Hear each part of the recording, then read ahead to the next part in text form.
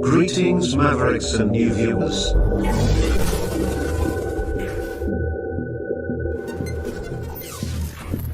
Tonight, direct and live from the Maverick News Network World Studios. This is Maverick News with Rick Walker.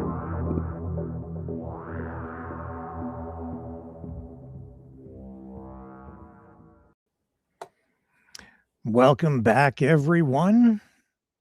It is Friday, and today is a big day for Pierre Poilievre. He's out in Calgary for a mandatory leadership review. It's a big Conservative Party of Canada party, and we're going to cover it live tonight.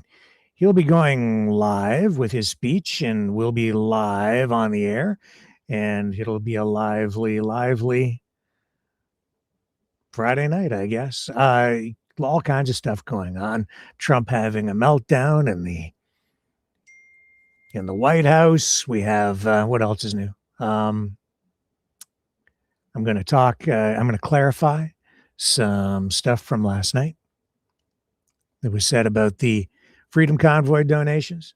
I'm going to elaborate on some other things that were commented on last night with regard to we'll probably talk a little bit about the separatist movement out in Alberta. It all ties into the Canadian political discussion this evening. So we have all that. Plus, how could I let this go by without mentioning it during the headline portion of tonight's broadcast? More Epstein files released. Stay with me. We have all kinds of stuff to unpack tonight.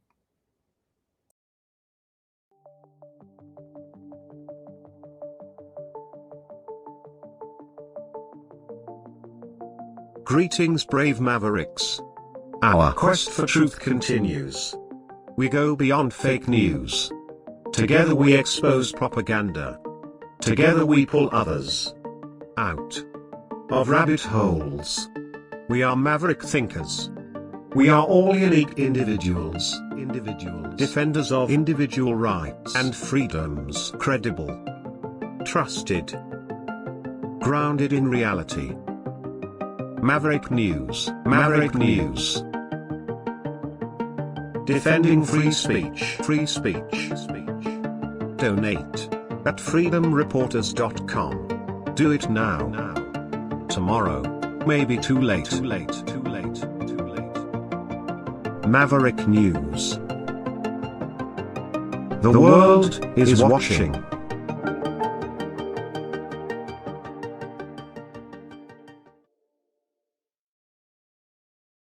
And right off the bat, I'd like to thank Regis Tremblay for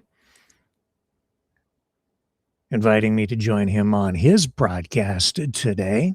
I was on there earlier, so you might want to go check out his channel and see what we were talking about. Not surprisingly, the name Donald Trump came up. But before we get into all of that, no, I can't. Donald Trump lead story tonight. Epstein files. More Epstein files released. Justice Department released a massive new batch of investigative files related to the late convicted sex offender, Jeffrey Epstein. Deputy Attorney General Todd Blanche announced during a press conference that the release includes more than 3 million additional pages. Did you get that? 3 million additional pages of documents, along with over 2,000 videos and 180,000 images. When combined with earlier releases, the total now approaches 3.5 million pages. I don't even know how any of this makes sense. That's just so much material. But anyway, Blanche noted that the materials include large quantities of commercial pornography and other images seized from Epstein's devices, some of which were taken by Epstein himself. He directly addressed speculation about a so-called secret list of high-profile men associated with Epstein who allegedly abused women, stating there is no such list being withheld. Blanche also pushed back on claims that the department is shielding President Donald Trump, who was once socially connected to Epstein, as we all know. He said, "We did not protect President Trump." He went on to say, "We didn't protect or not protect anybody." We have the clip. Let the man speak for himself. Here we go. Today we are producing more than 3 million pages, including more than 2,000 videos and 180,000 images. In total, that means that the department produced approximately 3.5 million pages in compliance with the Act. Just a quick note about the videos and images. The 2,000 videos and 180,000 images are not all videos and images taken by Mr. Epstein or someone around him. They include large quantities of commercial pornography and images that were seized from Epstein's devices, but which he did not take or that someone around him did not take. Some of the videos, though, and some of the images do appear to be taken by Mr. Epstein or by others around him. Now, I want to talk for a few minutes about the department's document identification and review protocols. It consisted of multiple layers of review and quality control designed to ensure compliance under the Act and protect victims. On top of the review protocols that the department had in place, the United States Attorney's Office for the Southern District of New York employed an additional review protocol to ensure compliance with a court order requiring United States Attorney Jay Clayton to certify that with respect to certain materials, a large quantity of the materials, a rigorous process was undertaken to protect victims against any clearly unwarranted invasion of their personal privacy. The department's collection effort resulted in more than 6 million pages being identified as potentially responsive, including department and FBI emails, interview summaries, images, videos, and various other materials collected and generated during the various investigations and prosecutions that the Act covered. We erred on the side of over-collection of materials from various sources to best ensure maximum transparency and compliance, which necessarily means that the number of responsive pages is significantly smaller than the total number of pages initially collected. That's why I mentioned a moment ago we're releasing more than 3 million pages today and not the 6 million pages that we collected. I want to address what we didn't produce. The categories of documents withheld include those permitted under the Act to be withheld: files that contain personally identifiable information of victims or victims' personal and medical files, and similar files, the disclosure of which would constitute a clearly unwarranted invasion of personal privacy. Any depiction of CSAM or child pornography was obviously excluded. Anything that would jeopardize an active federal investigation. And finally, anything that depicts or contain images of death, physical abuse, or injury, also not produced. Although the Act allows for withholding for items necessary to keep secret in the interest of national security or foreign policy, no files are being withheld or redacted on that basis. We also have seen images of what happened on Sunday, protests at... Okay. Yeah, we'll comment a little bit again on that, what's going on in Minneapolis tonight, too. So, Epstein was charged in 2019 and in federal court in Manhattan with sex trafficking of minors. Many of the alleged victims were underage girls he reportedly preyed on during what he called massages. He died in jail while awaiting trial, as I'm sure you all know, and his death was officially ruled a suicide. The files released earlier included photos of Epstein and his convicted co-conspirator, Ghislaine Maxwell, appearing to be on trips or vacations with others. Epstein long associated with wealthy and influential figures, including former friendships with President Trump before falling out about 20 years ago, former President Bill Clinton, billionaire Les Wexner, and Britain's Prince Andrew. Trump has repeatedly denied any wrongdoing related to Epstein and has never been charged or accused in connection with the case.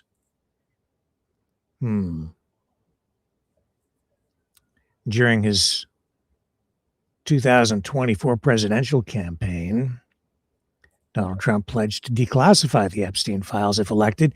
After taking office, Attorney General Pam Bondi indicated an Epstein client list was under review for release. The files are sitting on my desk, she said. But earlier materials shared with supporters contained no such list and were already public information. So frustration from many, including many supporters, grew when the department and FBI concluded, I guess, in July that no further investigations into other individuals were warranted. And then, of course, we've seen the pressure mount. It really intensified again in November after Democrats released certain Epstein emails prompting bipartisan passage of the Transparency Act, which wasn't really truly complied with. And Epstein's earlier legal troubles included a 2006 Florida case where he pleaded guilty to state charges involving one underage victim under a controversial non-prosecution agreement. He served 13 months in a county jail with work release privileges and private security. Ghislaine Maxwell is currently serving a 20-year federal prison sentence for her role in conspiring to traffic minors. And of course, we've seen reports recently that indicate she has sought to have her conviction set aside, citing new evidence. And I think she's in that cushy country club kind of prison. And the Justice Department is saying that this release today fulfills its obligations under the law, though a lot of people are critical of that, questioning the scope of redactions and withheld portions tonight. And the materials are now publicly accessible on the department's website. But this ain't going away.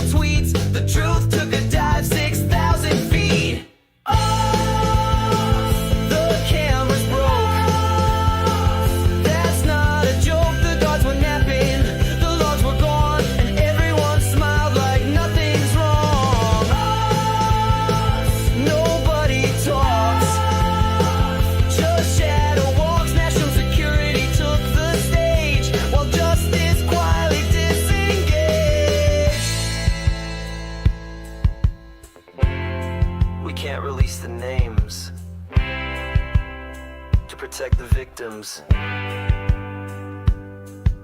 And also Donald Trump. Coincidence? Just dumb luck. Right?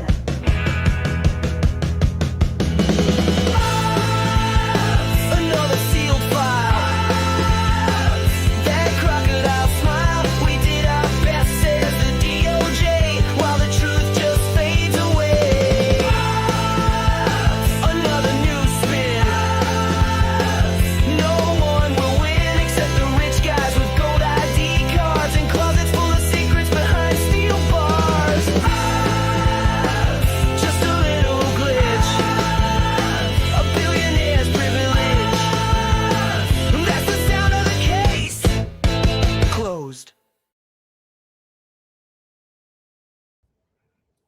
And we'll be right back.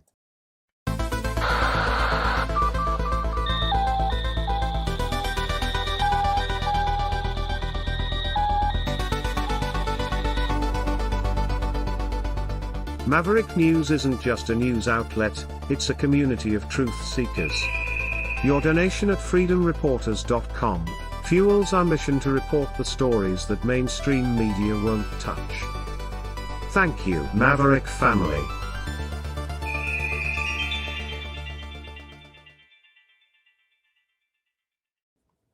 Have you seen Trump's latest? I'd call it a tariff tantrum, but it isn't. It's a temper tantrum. It's a non-tariff trade barrier tantrum. Do you know what a non-tariff trade barrier is?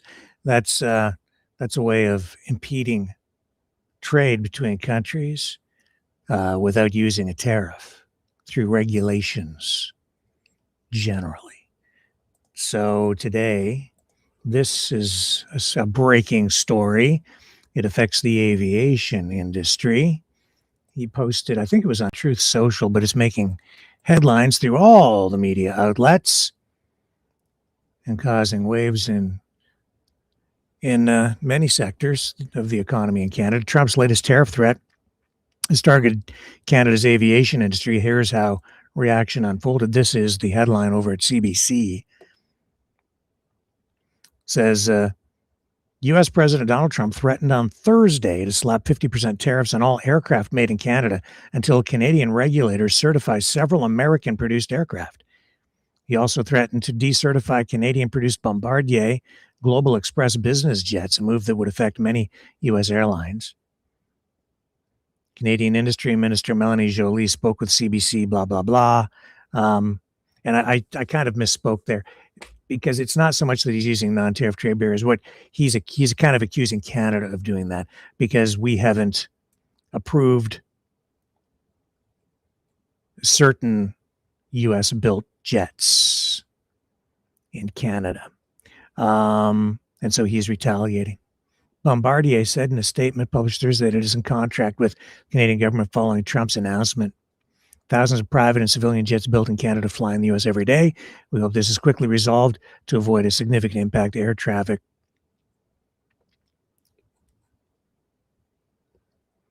I don't think their story really fully explained the story. Here, let me see if I can find another version.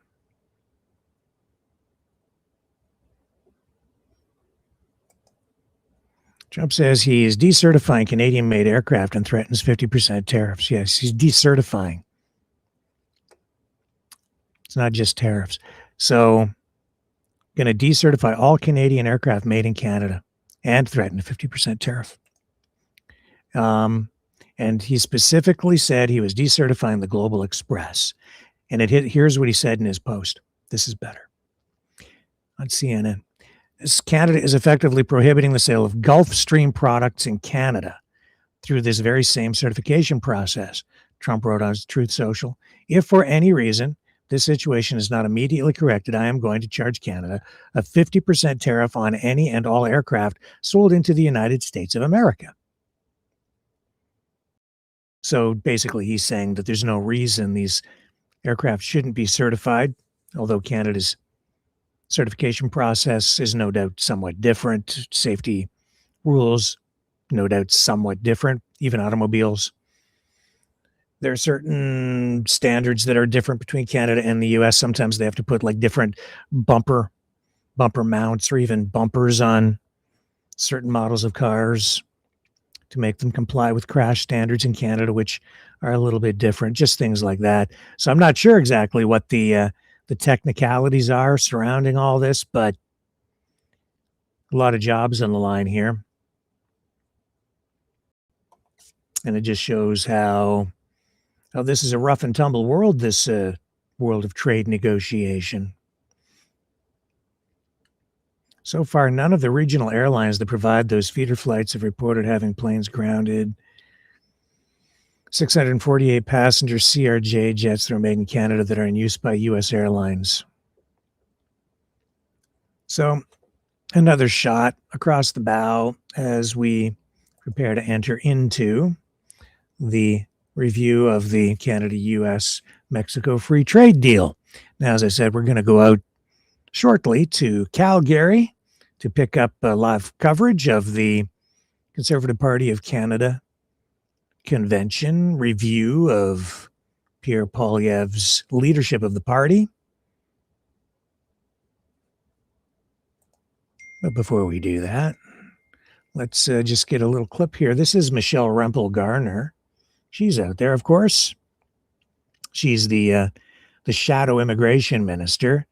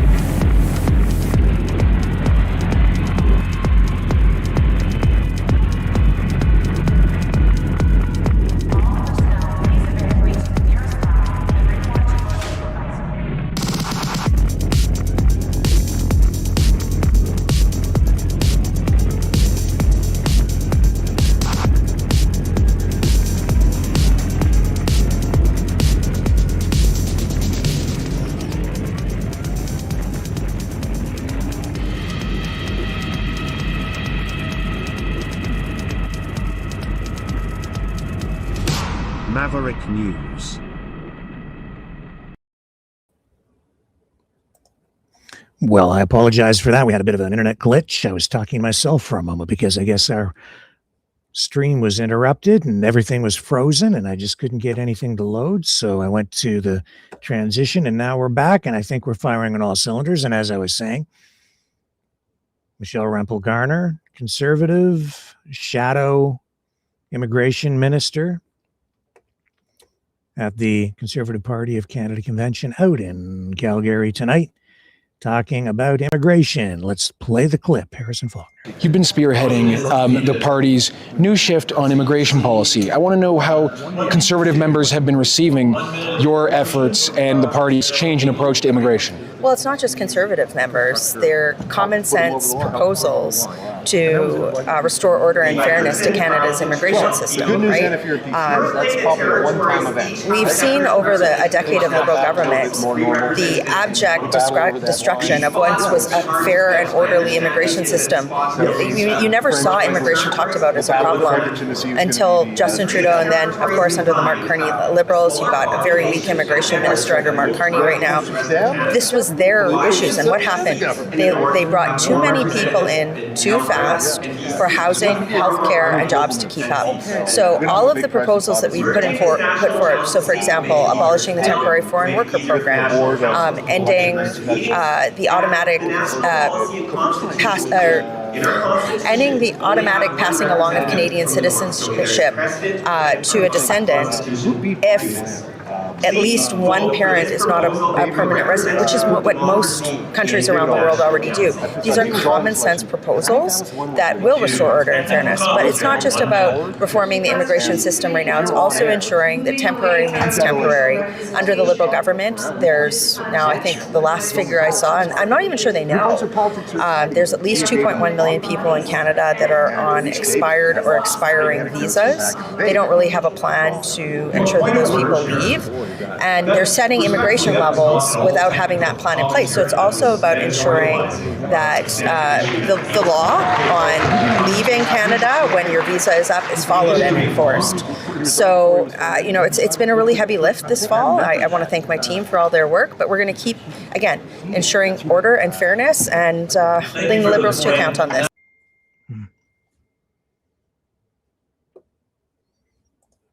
Looks like maybe we have a black screen again. I don't know what's going on. Let me just check the feed. We'll come in over here and see if we're actually running. I think we're okay. Yeah, we're here. Okay. Yeah, I'm sorry, guys. I don't know what's going on, but I know that the feed might be sporadic or intermittent. So doing my best here, beyond my control. I'll just keep on talking and hope for the best. So you heard the clip from Michelle Rumpel-Garner, and that kind of brings me back to something I didn't even really want to dig into because it's a very complex and yet actually simple subject that was touched on last night with our friend Phil Primo, and that is this Comer court case, which challenged the government's monetary policies and the way that borrowing and lending occurs between the Bank of Canada and the federal government.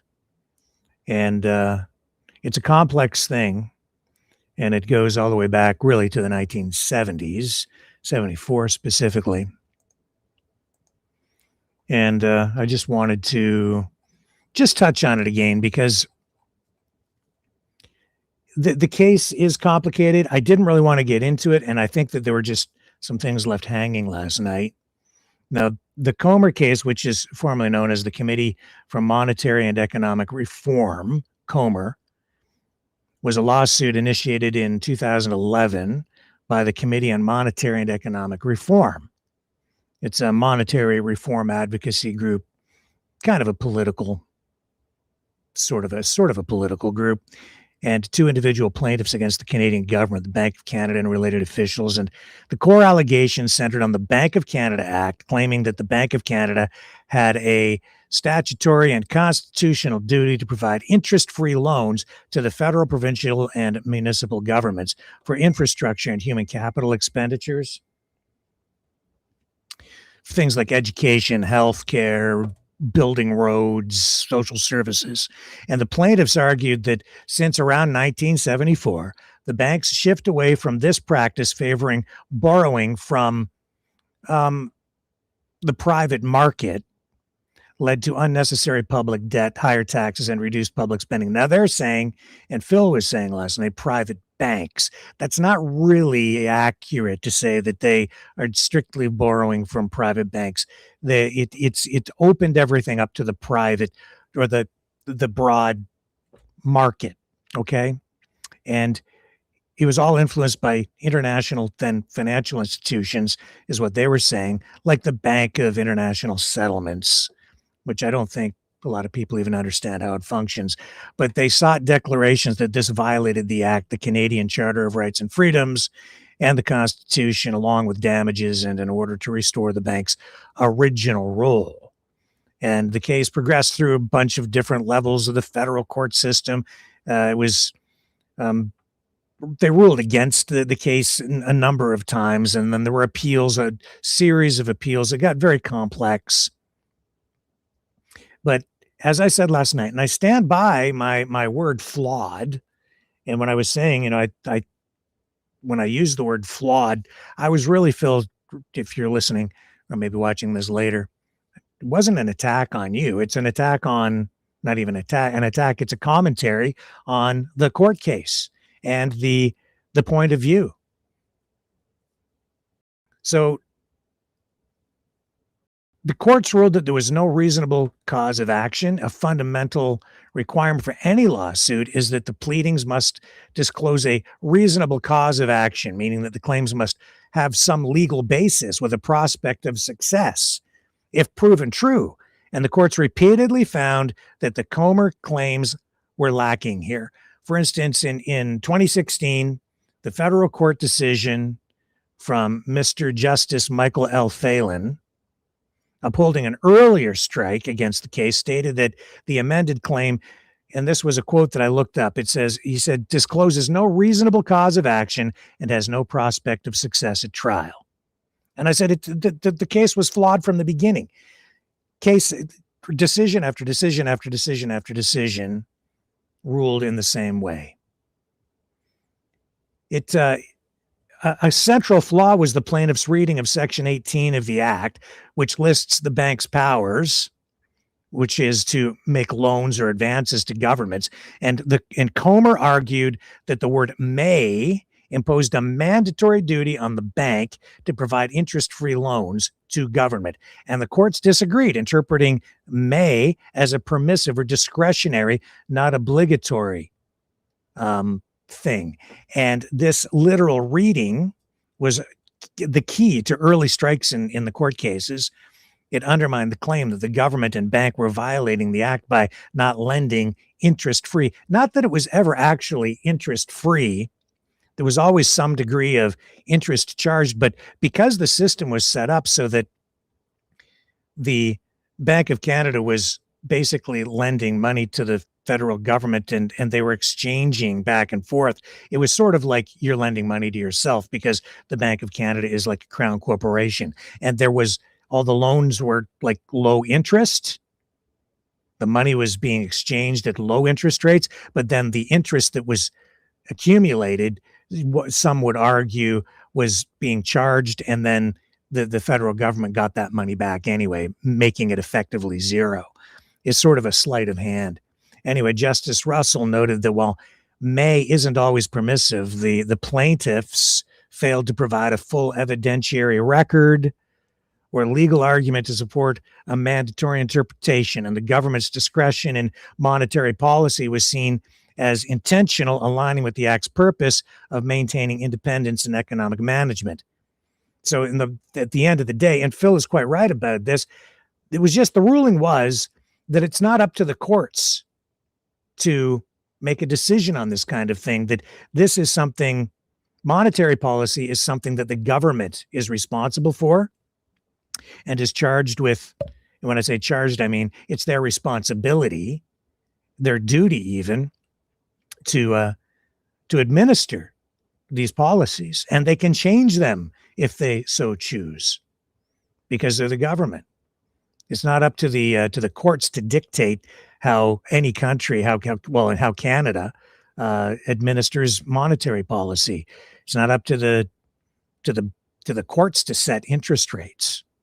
You see, so the plaintiffs essentially lacked standing, which is what I said last night, a direct personal stake in the outcome.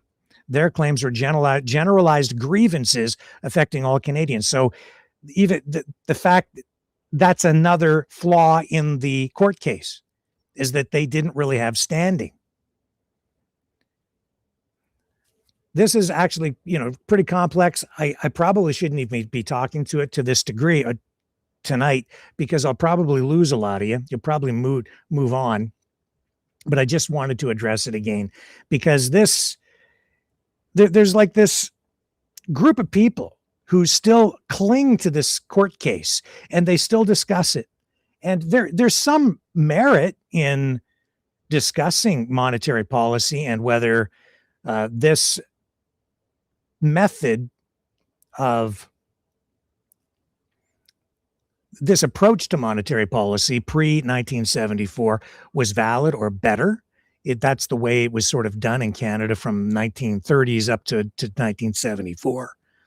But in the late 1950s, like but that system was flawed in itself, because that was the other falsity that I pointed out last night, was these claims that there was never any inflation, or that there was just very low inflation under the old monetary policies and system prior to 74, and it is not true. In the late 1950s, for instance, Canada was grappling with economic challenges, including rising inflation. It was peaking at around 3.2%, which is well above the target 2% that we always have now under the current system. So it was about 3.2% in 1956. Then it was followed by a slowdown that led to higher unemployment and recessionary pressures by 1959, 1961. And there was this great conflict that erupted politically in the country because of it. It's the Coyne case, and Coyne was a staunch advocate for anti-inflationary measures. He pursued a tight monetary policy, and this involved maintaining or raising interest rates to curb inflation and prevent excessive borrowing, which he viewed as a threat to long-term economic stability, not unlike what we have right now. He publicly criticized the government's expansionary fiscal policies, such as increased spending and deficits, and he was at odds with Prime Minister Diefenbaker at the time. And Diefenbaker's government, facing political pressures from this sluggish economy and upcoming elections, favored lower interest rates, not unlike what's going on with Donald Trump in the States right now. Lower interest rates stimulate growth because it incentivizes consumption. People spend money when you provide more money and pump it into the system, and interest rates are lower. There's less incentive to hold it because you're not making as much interest when you invest it in things. So it's generally better to put it into physical things like a house, or maybe even a piano, something that might retain its value over time because you get more inflation. The government did not explicitly at the time demand policy changes, but distanced itself from the bank's decisions, blaming high rates for economic woes while claiming credit for any easing that took place. And the feud escalated publicly. And really, the old system was vulnerable to abuse by politicians. It had its problems, just like this system does in a way too. The old system referred to a framework where the Bank of Canada operated with limited formal independence from the government. Under the Bank of Canada Act, as it stood then, the bank could lend directly to the federal government at low or even zero interest rates for public financing needs, such as infrastructure or debts. And that was rooted in the bank's original 1934 mandate to support economic stability, including through government advances. But the setup created inherent vulnerabilities to political abuse because it blurred the lines between monetary policy, fiscal policy, and that allowed politicians to exert undue influence for short-term gains. They could basically get their hands on cheap money and put crazy pressures and distortions into the economy because of it. It was essentially, if you want to look at it this way, maybe this is the simplest thing. The difference is the old system was essentially a closed loop, and it was entirely a controlled monetary system, government controlled, no external market forces. It was a system that provided artificially low interest rates for the government itself. That created all kinds of distortions in the economy and inefficiencies, and left it open to all kinds of abuses. The old system was more about government control. Because it provided direct access to financing, artificially low interest rates below what the true cost of money was at the time. And the new way is more free market. It opens everything up to the markets. So instead of just having the bank lend money to the government directly, which is the government sort of lending to itself at rates below market value, now treasury bills, bonds are sold on the open market. And that creates true monetary signals, market signals, back to the economy. The cost to the taxpayers results in higher interest rate payments over time, but it inserts and overlays real market disciplines. It restricts how far a government can actually go with its monetary policy and money printing, because the entire economy becomes subject then to real market forces. And if people don't have confidence in the economy, if your interest rates aren't right, then consumers, or more specifically investors, that would include private banks, it would include other governments, it would include retirement funds, any kind of investor. You could buy, savings bonds, but if the interest rates are not competitive, you won't do it. So they have to react to true market forces. It injects market discipline on borrowing. Governments now must offer competitive interest rates to attract buyers. And if deficits grow unsustainably or inflation risks rise, investors then demand higher yields or refuse to buy, raising borrowing costs.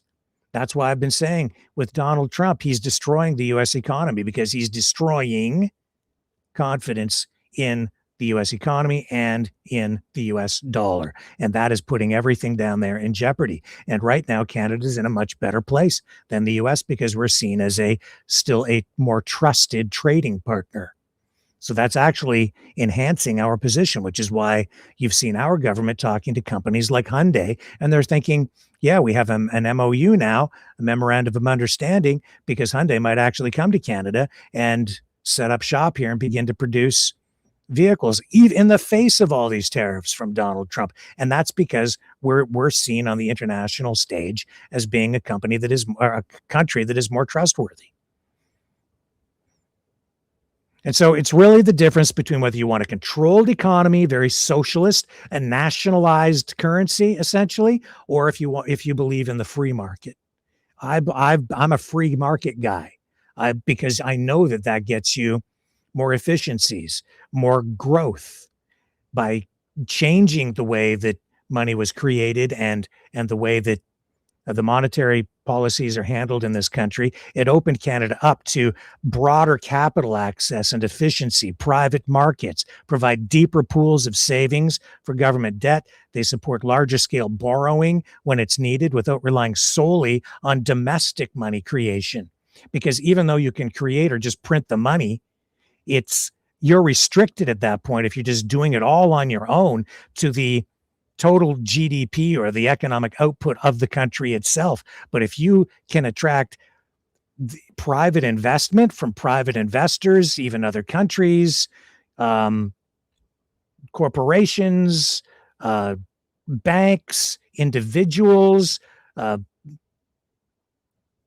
companies that manage retirement funds, mutual fund management, if you get these companies, BlackRock, okay, your head's blowing up, but that's just a management company that manages all these investments for different, like especially retirement funds. It's your money that's in there. And it just opens up the market to all kinds of additional capital. And that is what has allowed Canada to grow so much faster over time. It's really, it's a complex thing, I know, and I hope that I didn't put you to sleep. But it's not that Phil, and it's not even that these people who advocate for the Comer case today are so wrong. It used to be done that way. But I understand why it's done the way it is done today. And to say that the currency has been hijacked is conspiratorial. It hasn't been hijacked. We have a sovereign currency. And it's demonstrably sovereign because we still control it. It's viable. And we know that it's viable and sustainable because the market tells us so, because people still invest in Canada. There's still demand for the Canadian dollar on the open market, even at 2.25% interest. The treasury bills, the bonds that are issued, the securities that are issued, they still get bought up. If it wasn't sustainable, investors wouldn't be buying the stuff. When they stop buying, and you have to start to increase your interest rates a lot, that's an indication that you've got sustainability problems. We've been there before, and that goes back to the 1970s. It certainly does.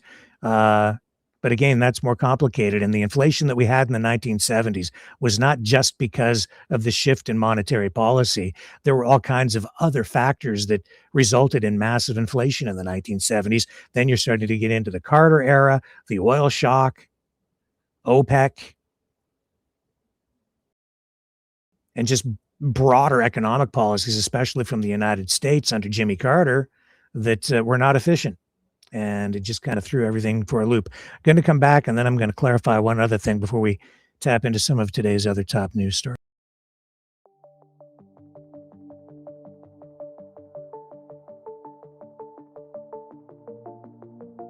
Greetings, brave Mavericks. Our quest for truth continues. We go beyond fake news. Together we expose propaganda. Together we pull others out of rabbit holes. We are maverick thinkers.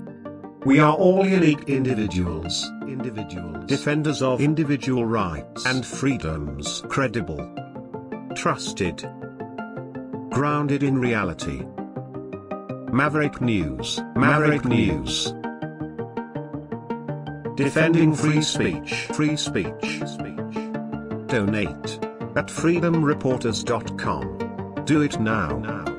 Tomorrow may be too late. Maverick News. The world is watching.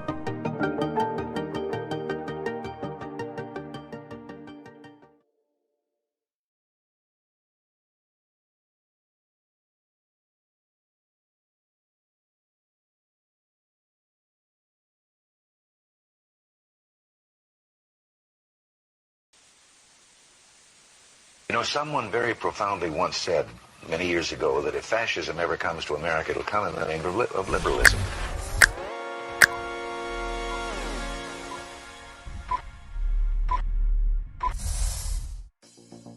Well, I think it's time we ask ourselves if we still know the freedoms that were intended for us by the Founding Fathers. If we lose freedom here, there's no place to escape to. This is the last stand on earth.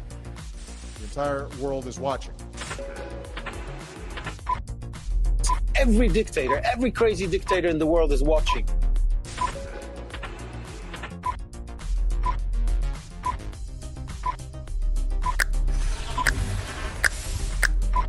The world is watching. On TV, the entire world is watching. On social media. But the entire world is watching, and yes, they are seeing what we have apparently bravely been willing to say that others are thinking. Stand for freedom. Literally stand for freedom. Let's get this done. The entire world is watching. We're at war with the most dangerous enemy that has ever faced mankind in his long climb from the swamp to the stars. Maverick News. Maverick News. Maverick News. Let me have more control of my own destiny. The world is watching.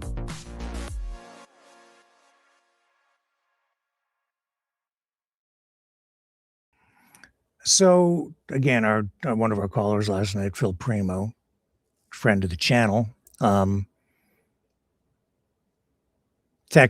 text to me last night because there was discussion about the percentage of donors that contributed to the Freedom Convoy, and he, pretty concerned about accuracy.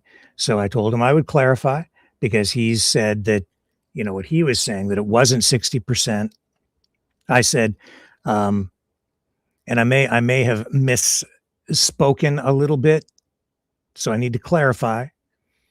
I think I said something like 60% of donations came from U.S. donors, something like that.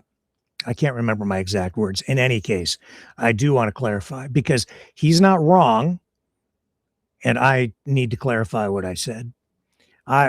With regard to the 60% figure, it comes from sources like this, well, not even just this source, but it comes from stories like this and sources that are quoted in stories like this. This one from Global, and it's right here. 60% of donors to adopt a trucker Give Send Go page were Canadian, new data leak shows. This is way back in 2022. We're still talking about this in 2026. And this is over on Global. So this is the figure that I'm referring to right here, 60% of donors. And it's not just restricted to this story or even just this. The broader number that I've seen quoted many times is that the percentage of donors that were American is between 55 and 59, was between 55 and 59%. It's an important thing to note because of foreign influence, which we've been talking about with regard to the Alberta separatist movement. And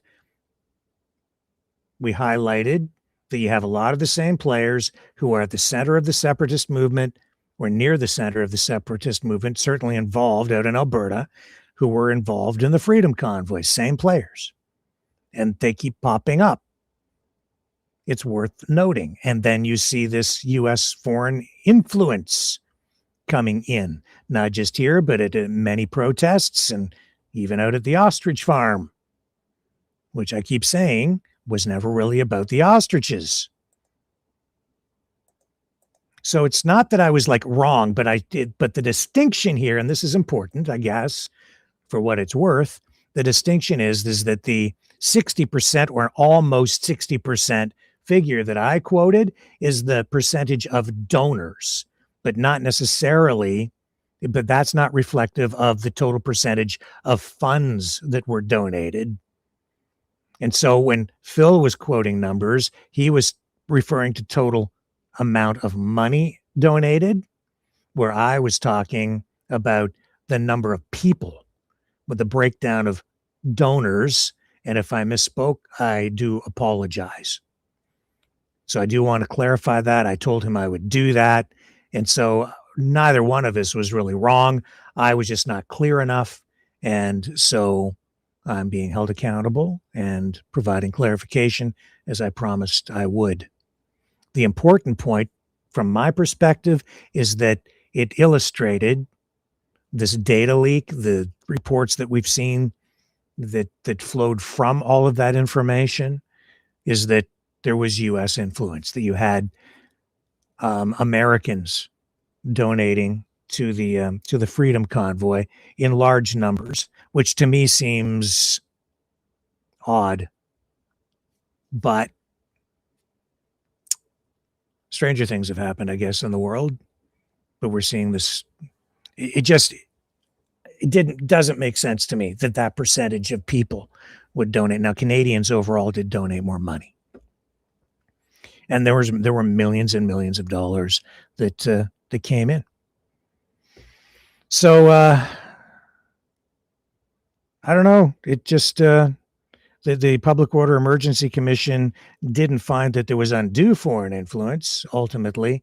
But again, we've seen our politicians and even I think our police services and intelligence services shy away from saying the unspoken part out loud, not really wanting to acknowledge that we have this U.S.-based influence over our politics that has been ongoing at an intensified level, certainly since the pandemic. And it's ongoing, still going on right now. Out in Alberta, we know that those separatists went down to meet with the officials from the State Department, came back. They've talked about it openly.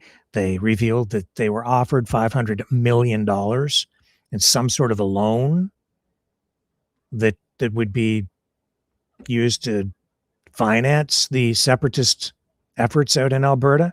That to me seems entirely inappropriate.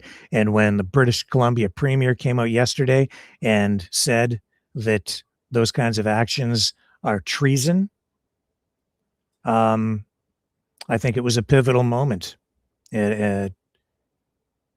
for the country. And that really sparked wider debate and touched a nerve yesterday. Our country is on the edge. It is facing an existential threat. These separatists, the ones pushing this movement out there, they're not elected. They're a political activist group. They're clearly tied to Trump and the MAGA administration. I wouldn't necessarily say it is the United States government. It's this government or this administration. It's MAGA. It's the Trump team.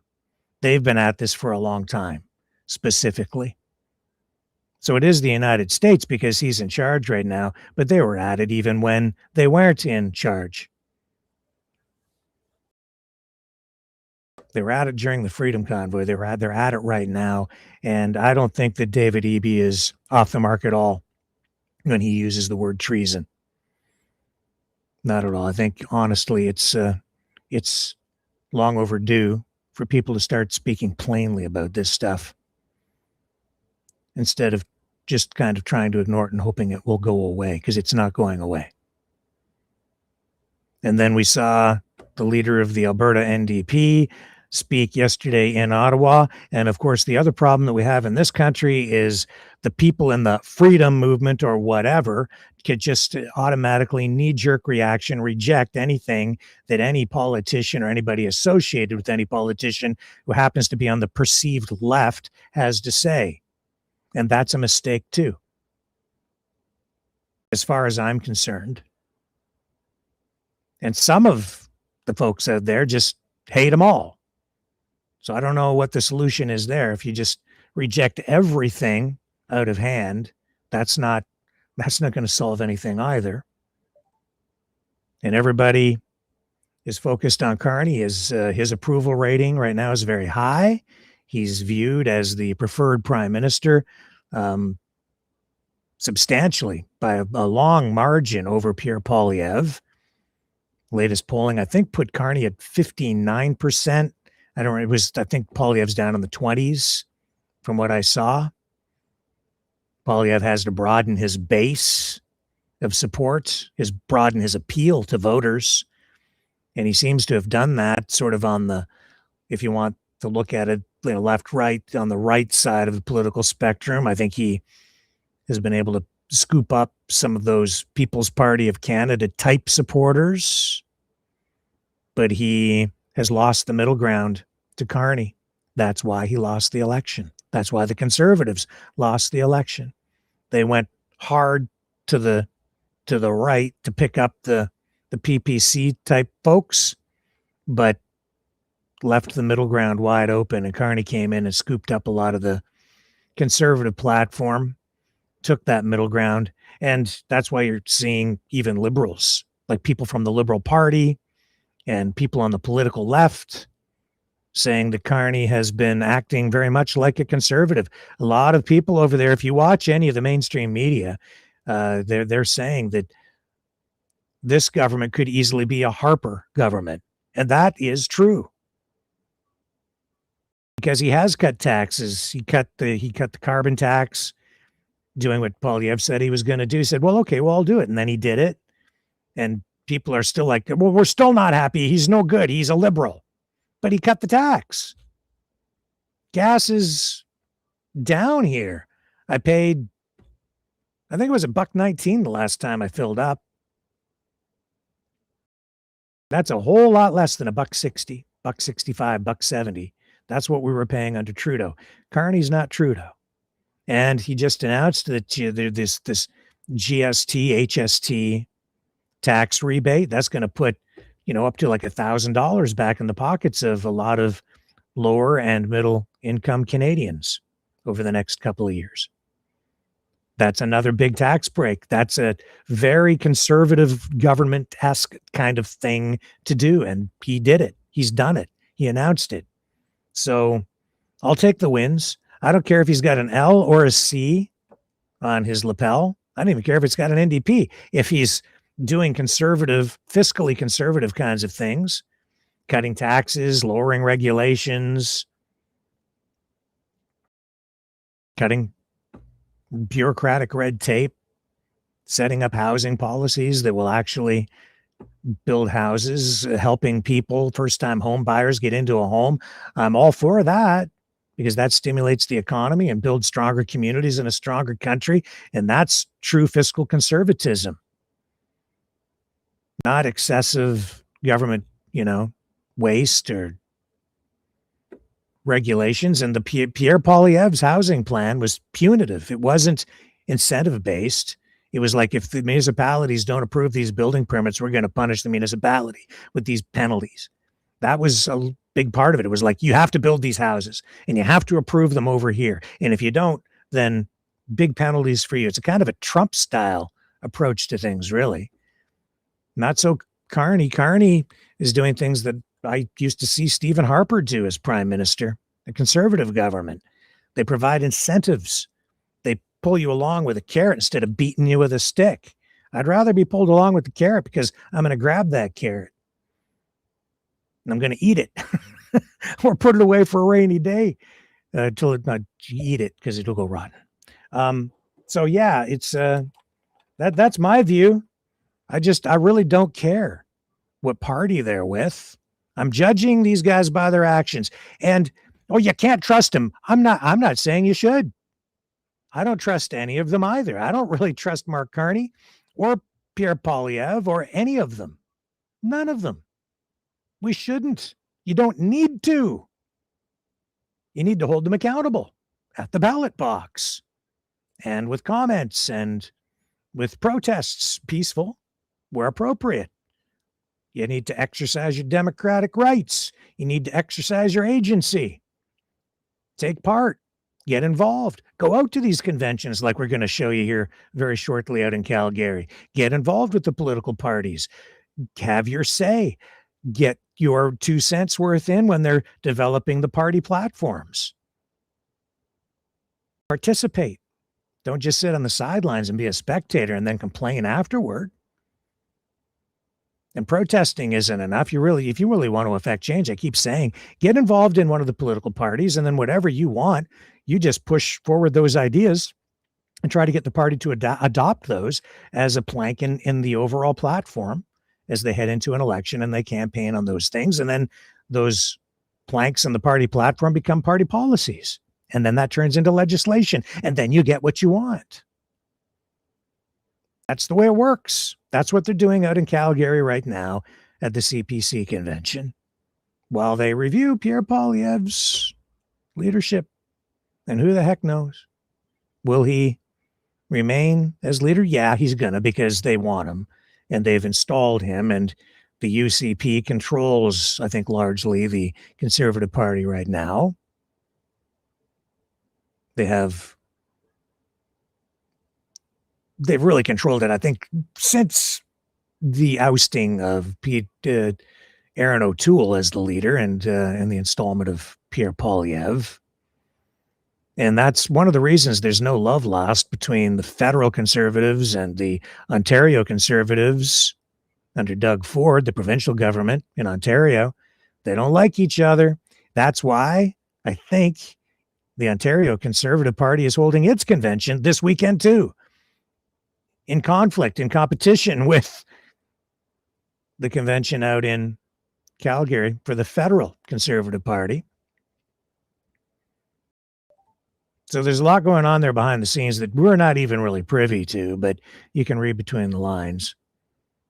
And I wish I could be a fly on the wall in some of these meetings that they're having and these behind the scenes discussions to find out, what do these people really think of each other? Why are they feuding? Why do they hate each other so much? Doug Ford asked about Pierre Poilievre and the convention, and he really just kind of refused to comment on it during a media scrum. And so, he knows that he has to be careful what he says as well, because even though the parties and the people at the center of both the provincial Conservatives and the federal Conservatives, the people who can really control things there, while they're fighting, they know that they share a base of support. So Doug Ford has to be very careful about what he says and does. So he was using nuanced language. Let's take a little break. We'll come back on the other side. And soon we will go to Calgary for live coverage of Pierre Poilievre's big speech tonight.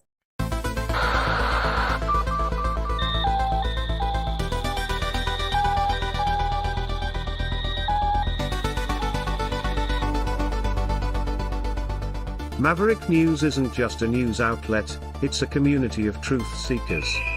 Your donation at freedomreporters.com fuels our mission to report the stories that mainstream media won't touch. Thank you, Maverick family.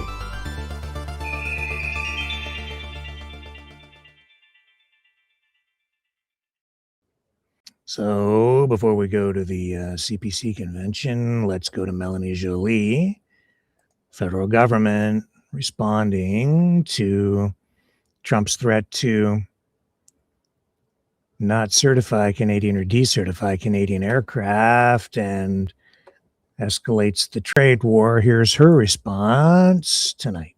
It is our understanding that the certification process is well underway and that the certification demands were absolutely recent. So meanwhile, the certification process is something that we don't politicize. Things are done in a really, how can I say, in an administrative manner. But what I can tell you is our government wants to cut more red tape, wants to take decisions faster. There's frustration towards the fact that sometimes decisions are too long. So we'll make sure that we get to the bottom of this question. It is our understanding that It's getting rocky out there. Not just in the aviation industry, but in the auto industry too, because we saw workers at General Motors Oshawa plant today laid off. A lot of this because of the trade war.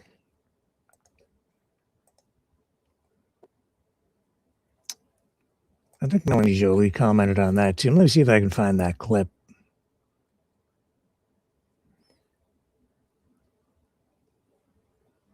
Here we go. Melanie Joly, where'd you go? I want to know what you say about GM. Here it is, right here. We've got her, Industry Minister Melanie Joly, on the job cuts at GM Oshawa.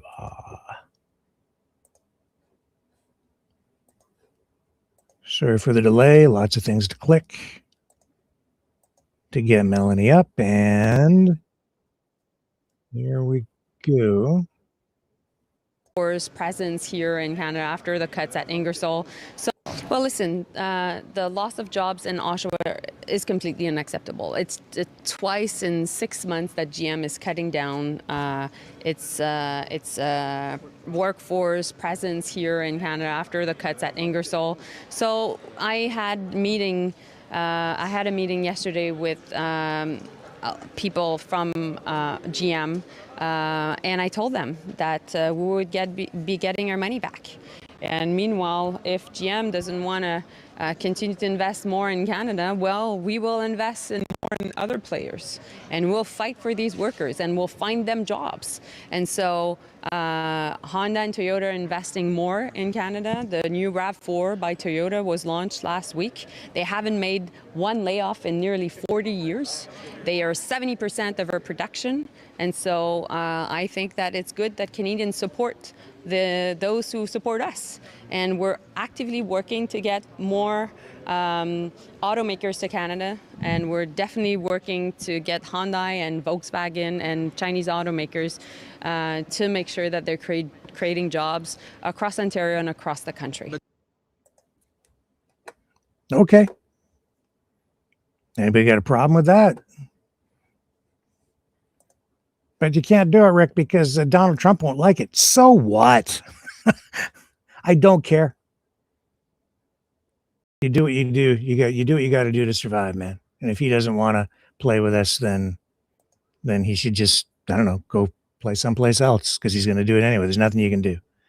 So you do what you can control. That's what Carney said, right? Sorry, but What you gonna do when you live in a shoe?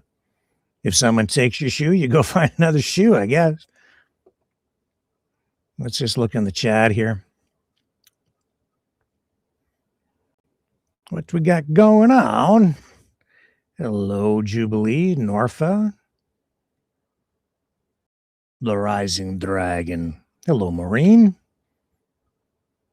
Oh, yeah, all the usual suspects are in there. There's Serge. Millhouse for PM. Jubilee says Ford is a zombie, dude. Doogie. And Serge says, is that Betty Ford? Are you referring to Melanie Jolie? And oh, there it is. Right. I was thinking about that. Ian Dragon says JT would have been better off with Melanie Jolie, instead of Katy Perry. Man, I can't tell you how many people, especially women for some reason, kept saying to me when Trudeau was still in office that he was having an affair with Melanie Jolie. And it was just infuriating to some of these women that would talk to me sometimes about politics. And I'm like, I don't know. That was the rumor. I never really actually believed that at all. I thought, no, Melanie Jolie is too smart for that. There's no way. What would she want with that guy? Are you guys excited about Katy Perry and JT and their discussions about having a love child? Oh, God help us all. That's all I can say. Okay, so do we have a feed yet coming out of Calgary? Let me just check here. I don't think they're live yet on the feed. Where's Pierre Poilievre? Hello, Pierre. No, don't have the feed. Let me just double check over here. I'll tell you what, we'll take a little break. We'll come back. I know that he's due to start speaking very, very, very, very, very soon. Do not go away.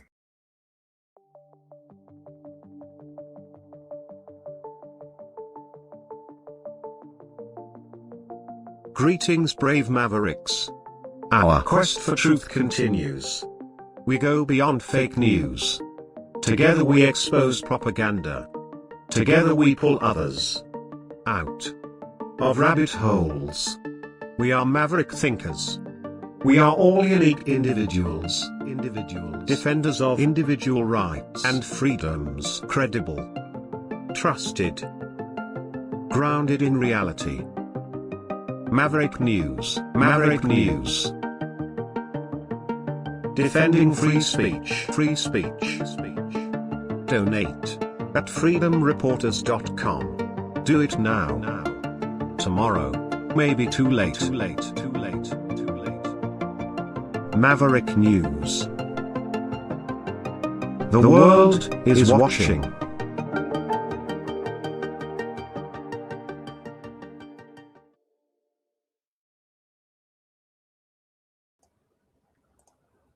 So Dragon, you're still going on about this Melanie Jolie thing and JT?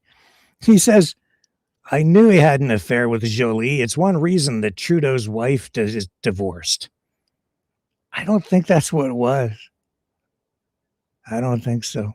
Jubilee says Freeland, Rick. No, that never happened. She's married and she wouldn't want anything to do with him either. No, do you want me to tell you? Really? What went on? I know this for sure. I shouldn't say for sure because, but many, many, many reports of this. I have to remember the guy's name. He's an actor. And Sophie Gregoire Trudeau, she had a fling with this man.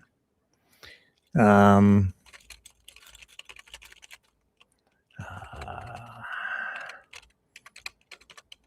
got to look up this guy's name. I can't remember. Isran.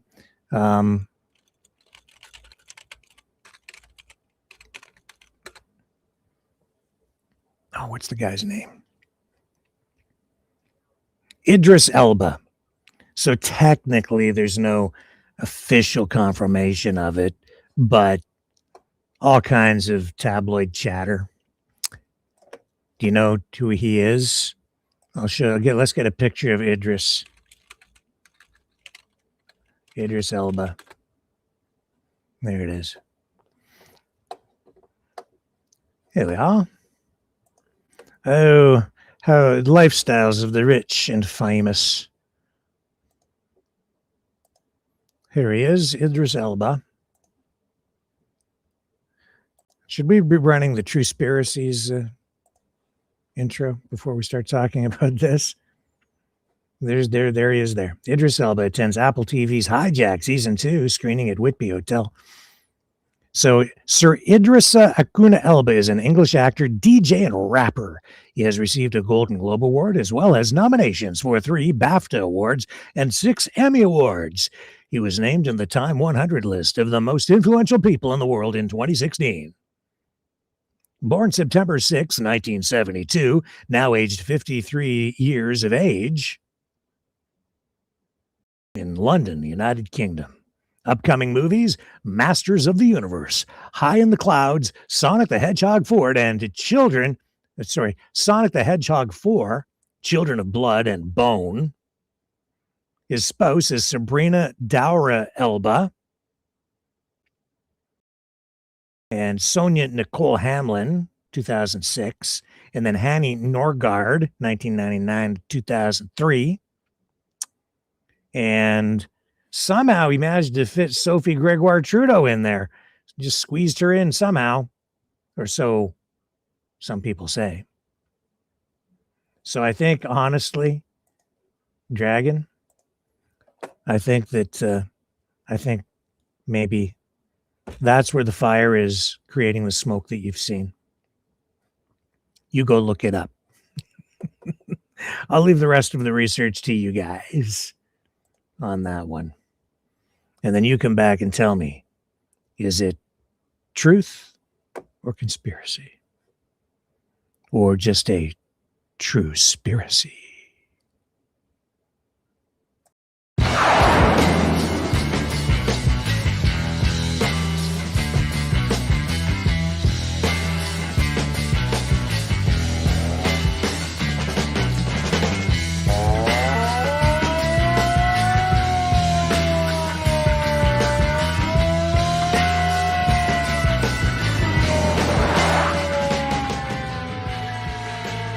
Maverick News. Fighting for freedom. Before we get started with the festivities and the Pierre Poilievre speech, further to this Comer thing and the related discussions that took place yesterday about inflation. And I kept saying inflation is relative. I'm sitting in proof of that here tonight. My father, my mother, my son, they're all living proof of what I spoke of last night with regard to inflation. It's all relative.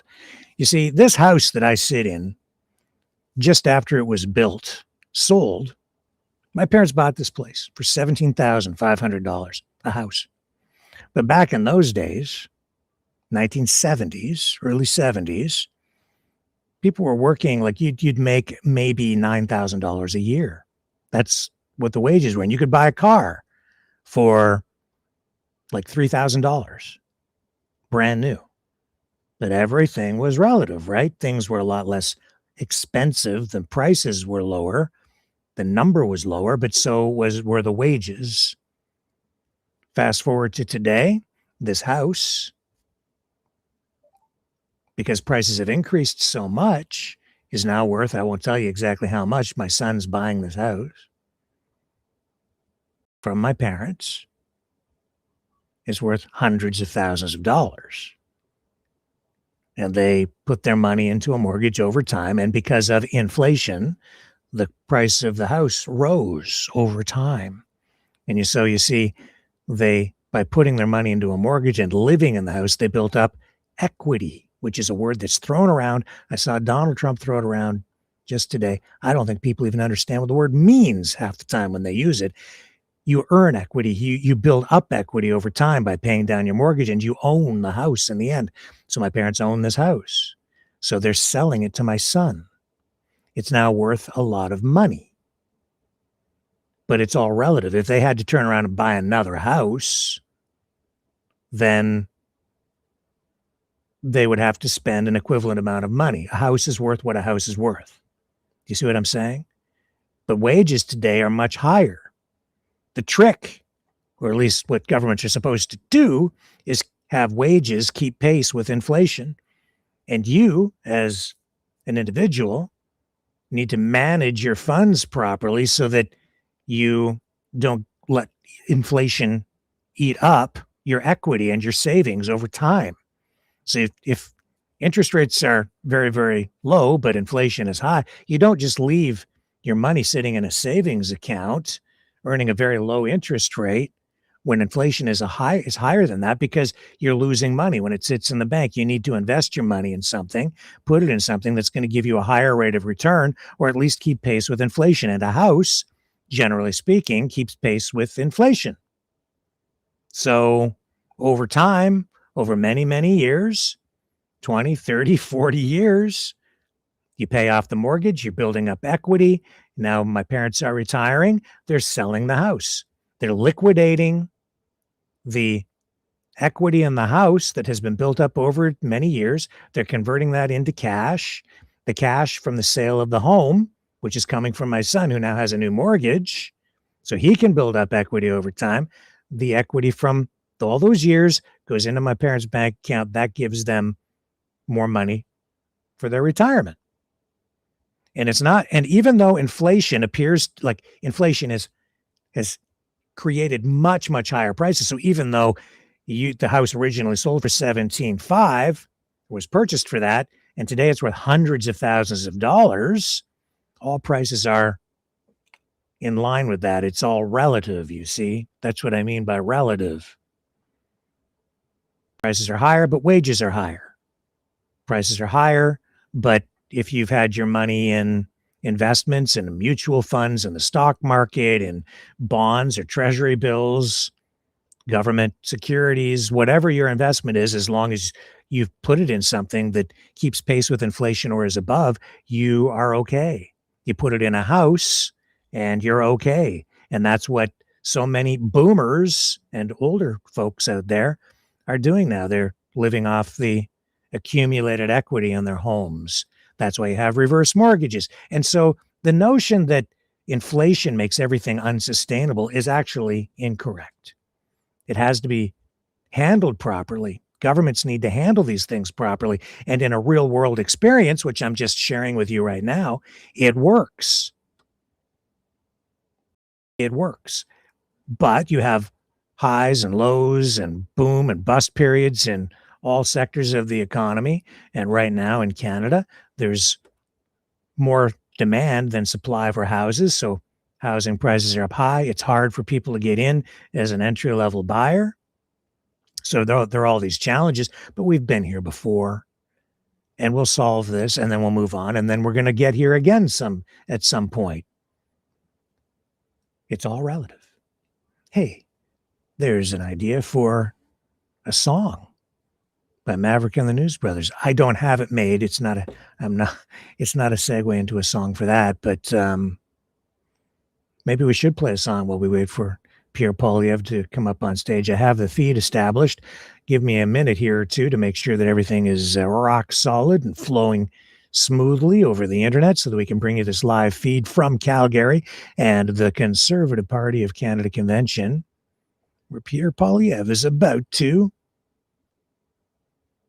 amp things up. How about a little Captain Ass Kicker?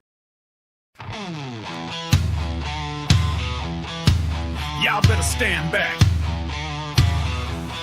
He's laced up his boots, cracked open a cold one, and somebody's about to get it. C-A-K!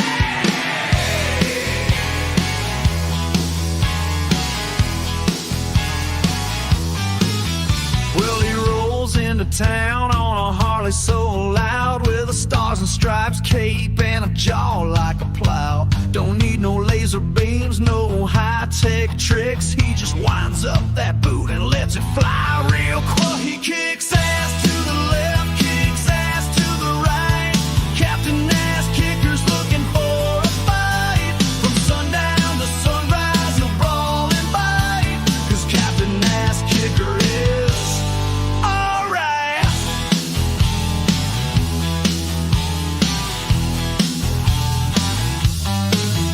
He's the outlaw hero of this one-horse town, putting punks in their place, laying bad guys down. Ain't no Cape Crusader wearing tights and blush, just a trucker hat and a boot full of hush. He kicks ass in the morning, kicks ass at night.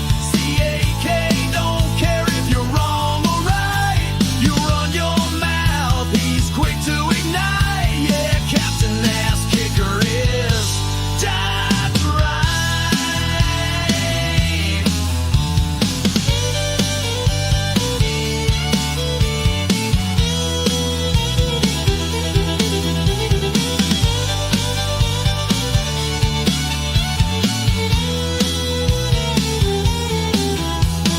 He don't fly, he don't swing from no thread. He'll just kick your ego straight out of your head. Justice don't come with a judge and a gavel. It comes with a boot and a trail of gravel. He's banned from 6 states and a Waffle House, but the people still cheer when he clears the louts. He don't play nice, don't read no scripts. He just cocked his foot. Oh, there it ripped! He kicks ass in the east, kicks ass in the west. CAK don't sleep, he don't need rest. If there's trouble brewing, he's your invite. Captain Ass Kicker is bringing the fight. So when the night gets rough and the law's too slow, you better call on the man with a steel-toed glow. Captain Ass Kicker kicking ass since the day he learned to war.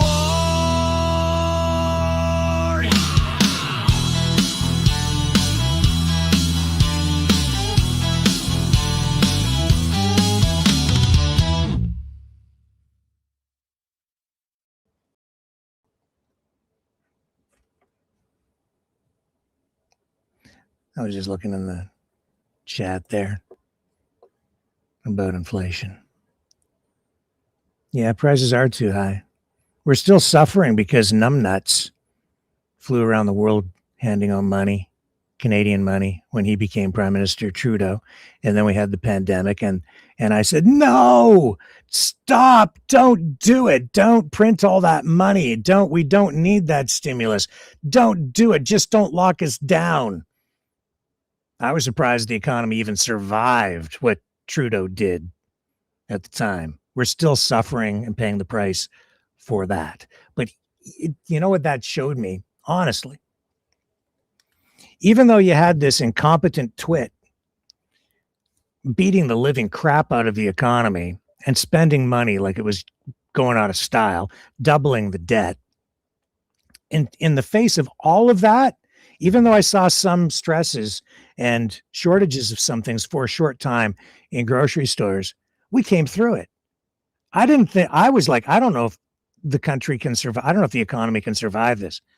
I thought this is going to lead to a depression, but it didn't.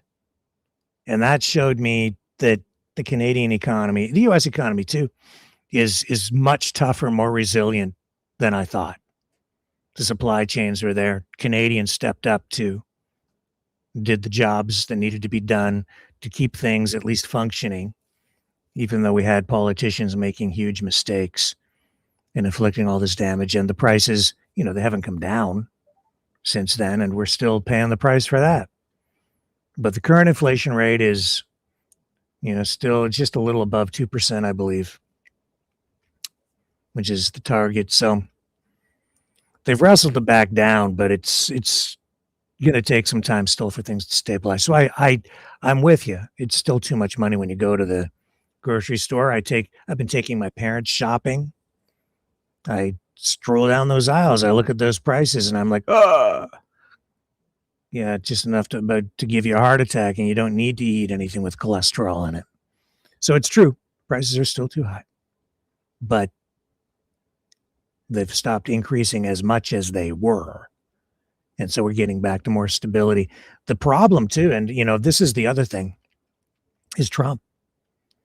Because his economic policies, these tariffs, they're inflationary, both in the United States and Canada.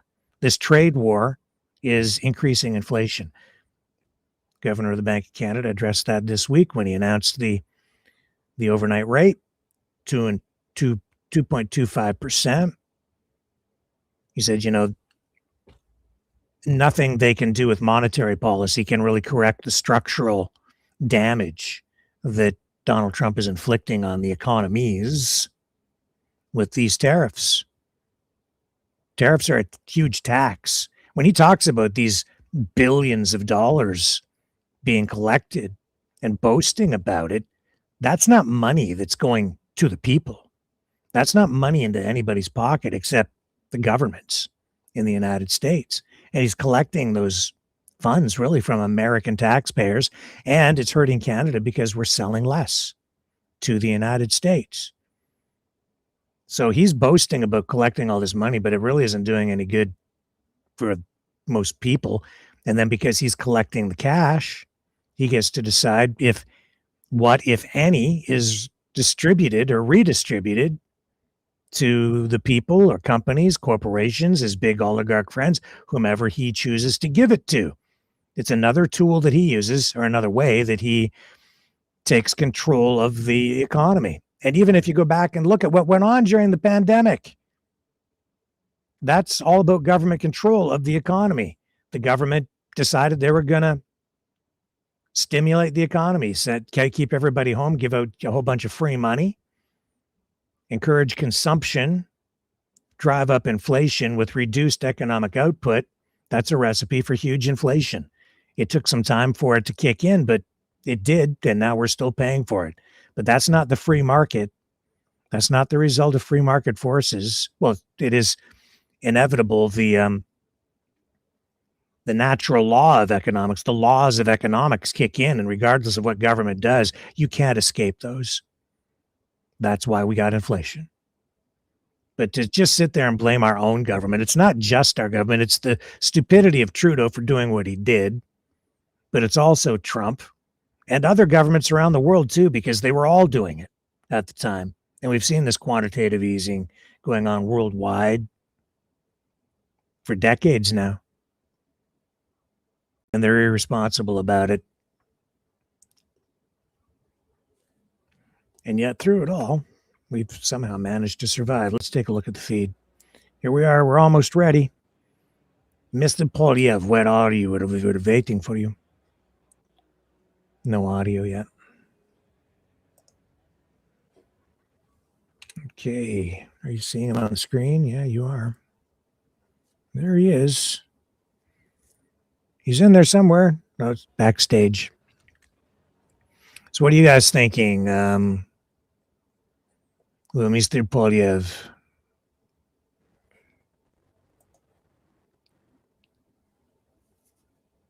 People frustrated out there, so many people saying, well, we're never going to, these people in Alberta in particular saying that we'll never elect a conservative government, so we just need to separate. And I don't believe that for a moment.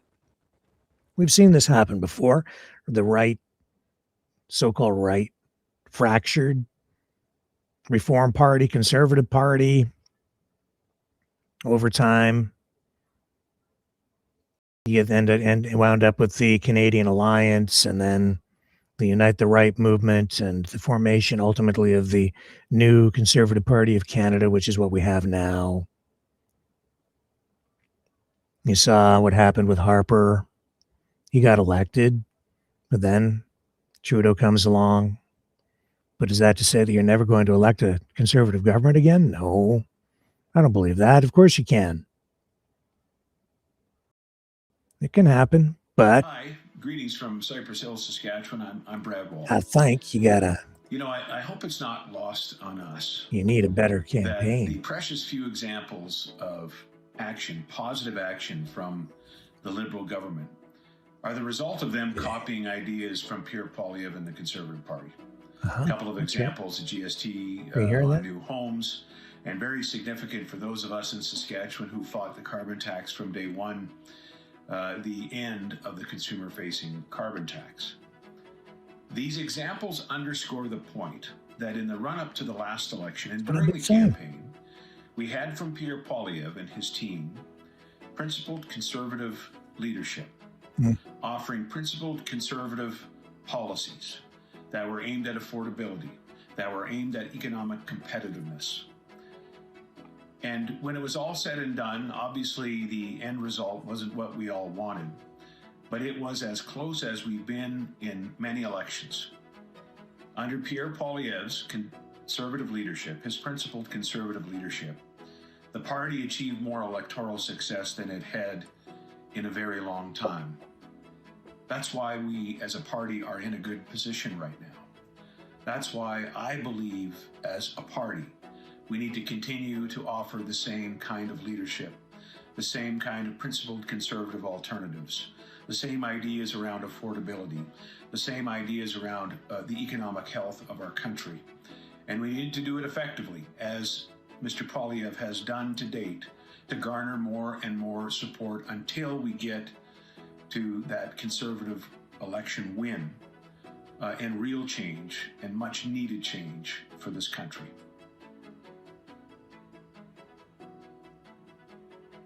Hello, fellow Conservatives. We are at a very important moment in our party. Right now, our party needs a leader who is a true, authentic Conservative and also a masterful political operative. Somebody who can communicate clearly, think strategically, and connect with how Canadians are really feeling. We have that person in Pierre Poilievre. Pierre has one of the sharpest political minds in the country. He knows how to craft a message that resonates, and he understands the hard work and the commitment that it takes to win. He doesn't feel entitled to the job, and that's really important because we are in a tough fight and there's no magic wand. To use a hockey analogy, Pierre is our best enforcer and he's also our best goal scorer. And Pierre knows how to be which one in order to win. Just as importantly, Pierre knows how to surround himself and is surrounding himself with other leaders who will bring out the best in him, who will complement his strengths and bring him balance. Without hesitation, I support Pierre Poilievre. He is the right person to lead our party and to lead our country. As you know, I have served each one of our leaders as both a member of parliament and, like many of you, as a volunteer. So my opinion comes with some experience. I support Pierre. I ask you to do the same. Hello to Conservatives from across Canada. My name is Abhi Khan and I am the leader of the Manitoba Progressive Conservative Party. The threats and challenges facing Canada at this moment are substantial. We are facing issues that are unheard of in a modern democracy. But Pierre is a fighter. He will not quit. He works hard for Canadians. He works hard for single parents, children, and people who simply need a chance in life. Manitobans believe in a united Canada and leadership that stands up for Canadian families, farmers, and small businesses. Together, with Pierre as our leader, we must work to put Canada back on track, to build a stronger future for Canadian families and all future generations. Bonjour, mes amis. I'm retired Lieutenant General Michel Maisonneuve, and I'm happy to be here with you at our Conservative Convention. Today, I'm angry, though, that Canada is still a mess after 11 years of Liberal rule, and the future is bleak. Mark Carney reminds me of an Obama version 2, all talk and travel but no action. We need our Conservative Party to remain united, and that starts at the top. Pierre Poilievre is our leader, and he is the leader that Canada needs today. He has shown he's a warrior who will not give up, and I know he can put Canada on the right path. As you've seen in polls, young Canadians have come to understand it, and they are behind him 100%. And so it's time for all of us Conservatives to recognize this and to silence the doubters. Nous avons besoin d'un leader fort et d'un parti uni sous son leadership. Ce leader est notre chef Pierre Poilievre. Il est celui qui peut rebâtir le Canada après 11 ans de dégâts libéraux et donner de l'espérance à nos citoyens et nos citoyennes. Il a démontré sa résilience et son ardeur et il n'arrêtera jamais de travailler pour nous et pour le Canada. United under Pierre's leadership, we can show that we are ready to govern, to fix our country with concrete results, and to retake our place as a strong power in the world. Let's bring hope back to all Canadians by standing united behind Pierre Poilievre. I strongly believe that he is the Prime Minister we need right now. Merci beaucoup.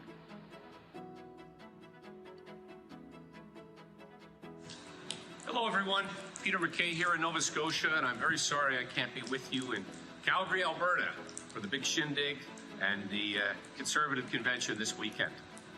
But I wanted to share a few words about my friend, Pierre Poilievre, the leader of our party, somebody who I've known for over 25 years. I've seen Pierre as a parliamentarian, of course, in the House of Commons. I've seen him all around the country, and over the last number of years, as our leader, I know he's been working extremely hard to make the case to Canadians. And Canada, make no mistake, is Pierre's cause. He's passionate about politics, representation, and wanting to govern in a way that will bring our country to its greatness, to its potential, to the prosperity that Canadians should enjoy. You know, I think we all need to remember that in spite of the loss in the last election, there were tremendous gains made, both in seat count and popularity, and we came so close. And the policies themselves could not have been wrong, because we've seen the government basically borrow every policy that has been successful. The difference being that they don't implement them, they only announce them. We need the real deal. We need authentic leadership. And that's what Pierre represents. Pierre has truly become one of the most effective leaders of the opposition that I have ever seen. He prosecutes the government in a fair and factual way, but that's not the job that we need him in. And I remind us all that in 2004, under the leadership of Stephen Harper, we lost that election. And of course, it was disappointing. And many were throwing criticism and shade at Stephen Harper the same way that we're seeing it directed towards Pierre. But Stephen Harper went on to become one of the best prime ministers our country has ever had. And I believe Pierre has that same potential. Pierre is somebody who is going to bring forward policies in the resource sector with respect to criminal justice initiatives, which I'm very passionate about. And he's somebody who I believe has the greatest potential to bring our country back. And so this leadership review is extremely important. I believe that Pierre will do what Stephen Harper did, and that is emerge victorious in the next election and take our country to a better place. And so I wish you all the very best in Calgary this weekend. I wish I could be there. I hope to see you all again soon.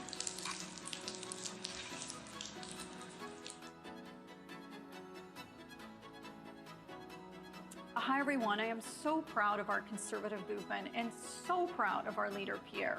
Every day he fights for a Canada where everyone has a chance to succeed.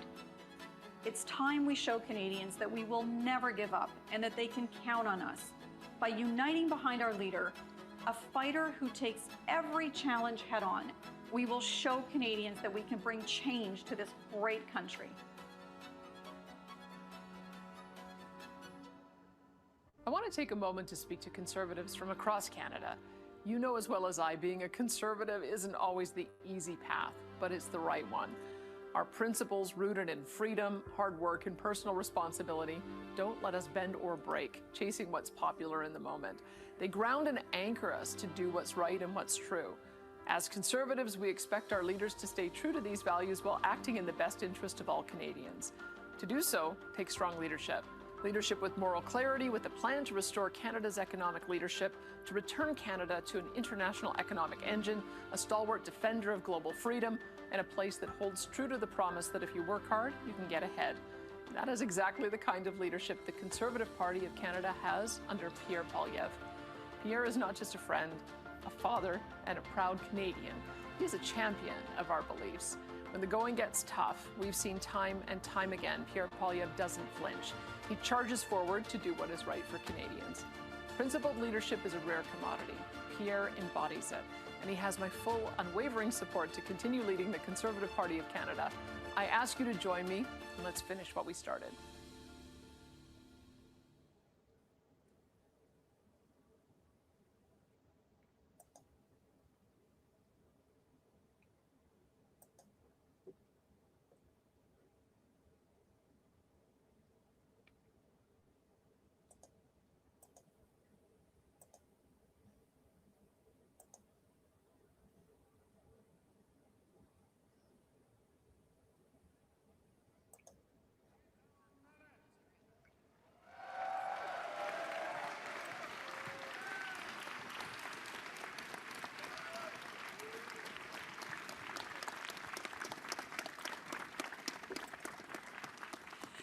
Good evening, everybody. How is everybody feeling tonight?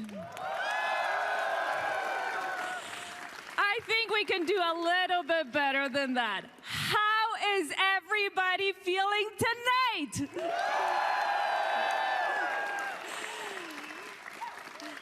It is so good to be here together as one Conservative family. It feels so good. I am Sandra Cobena, a proud Conservative Member of Parliament for Newmarket, Aurora.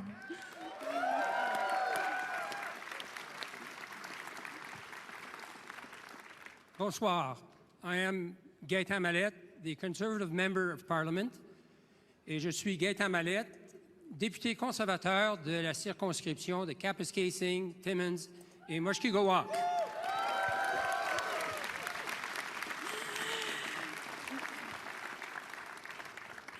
We are two new Conservative members of Parliament from distinct ridings, but both ridings represented key flips from the Liberals and the NDP to the Conservatives.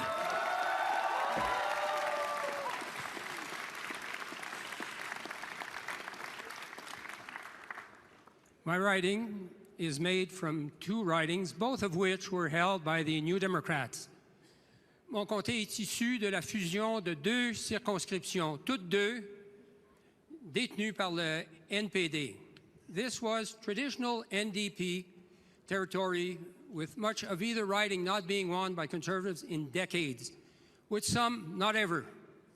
It's fair to say that this is a blue-collar riding full of people who work hard and believe in Canada and everything that this country has to offer. But they recognize that now the Conservative Party under Pierre Poilievre is the only party that represents that hope for the future of Canada.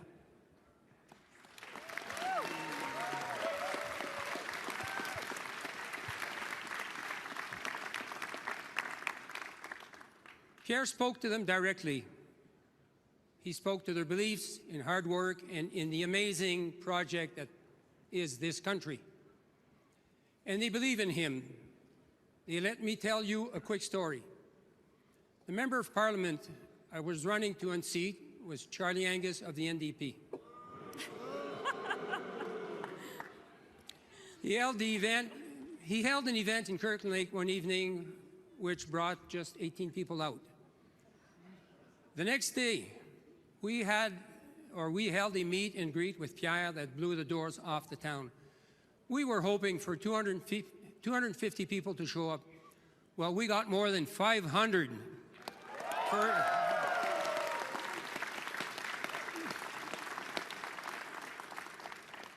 Okay, hold on.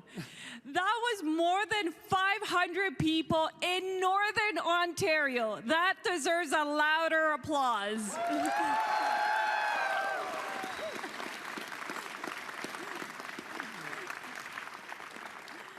Thank you, Sandra. It was so big that Angus tweeted it must have been AI. But let me tell you, it wasn't AI. An old-timer from the riding who has seen a thing or two around Kirkland Lake came up to me and told me that, and I quote, "The last time we had an event like this was with Diefenbaker. Diefenbaker.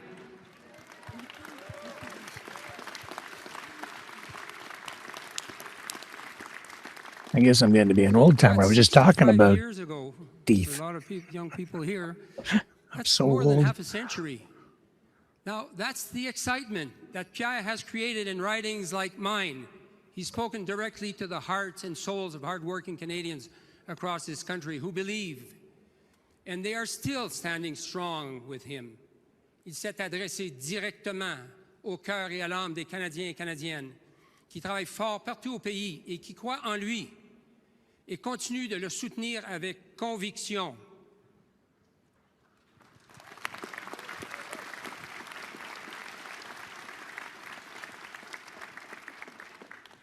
You know, I never thought that there would be a place for someone like me in politics.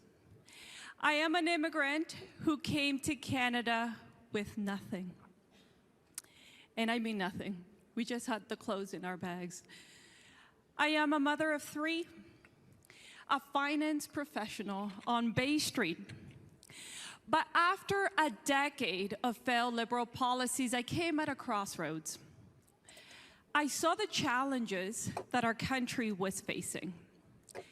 And I saw Pierre Poilievre, a leader who understood the hardworking Canadians who felt unseen and left behind by elitist politicians. A leader who loves the ordinary Canadians he so proudly calls extraordinary.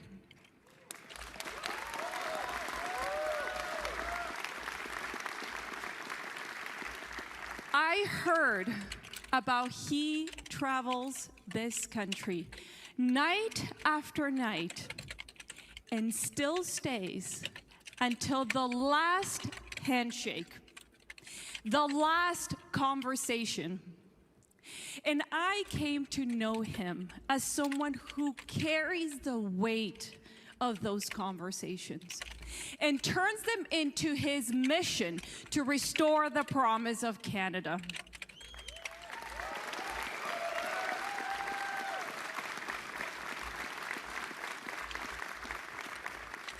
And so I started to ask myself a question. Could I leave the finance world and fight for a better country for my kids, for our kids? And so I did. Just like more than 8 million Canadians, I joined Pierre's mission to restore the promise of Canada in my own way. In a tough Liberal-held riding, and it was a tough Liberal-held riding, our team knocked on over 100,000 doors. We visited every single home.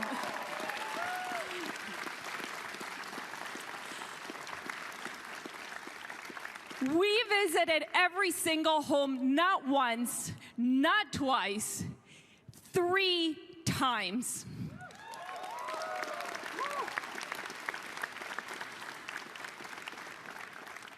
I saw his leadership up close. Pierre came to Newmarket, Aurora, and we toured businesses around the GTA. And let me tell you, when Pierre shows up, he doesn't just take a few photos and disappears. He knocks. He listens. He stays. With Pierre, the work doesn't stop when the cameras turn off. He met voters who understood that he represents hope and true belief in our country. They are united behind Pierre, much as we are in the Conservative Party of Canada tonight.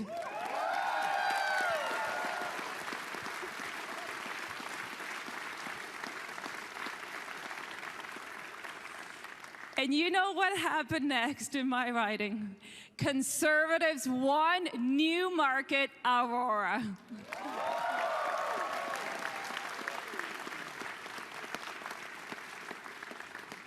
We're lucky to have such a courageous young woman, Sandra. Thank you. Thank you. Good Tonight, we have the great honor of introducing Pierre Poilievre, the leader of His Majesty's Loyal Opposition and the Conservative Party of Canada.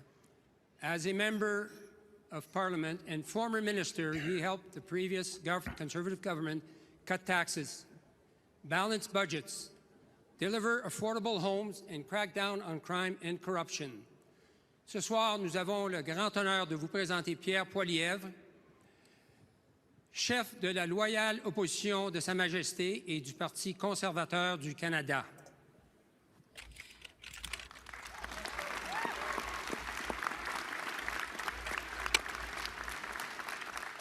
Pierre has spent his career fighting for Canadians, fighting against massive money printing deficits that led to inflation and the affordability crisis, fighting for tougher laws to tackle crime, fighting to help those struggling with addiction, fighting to unlock Canadian resources.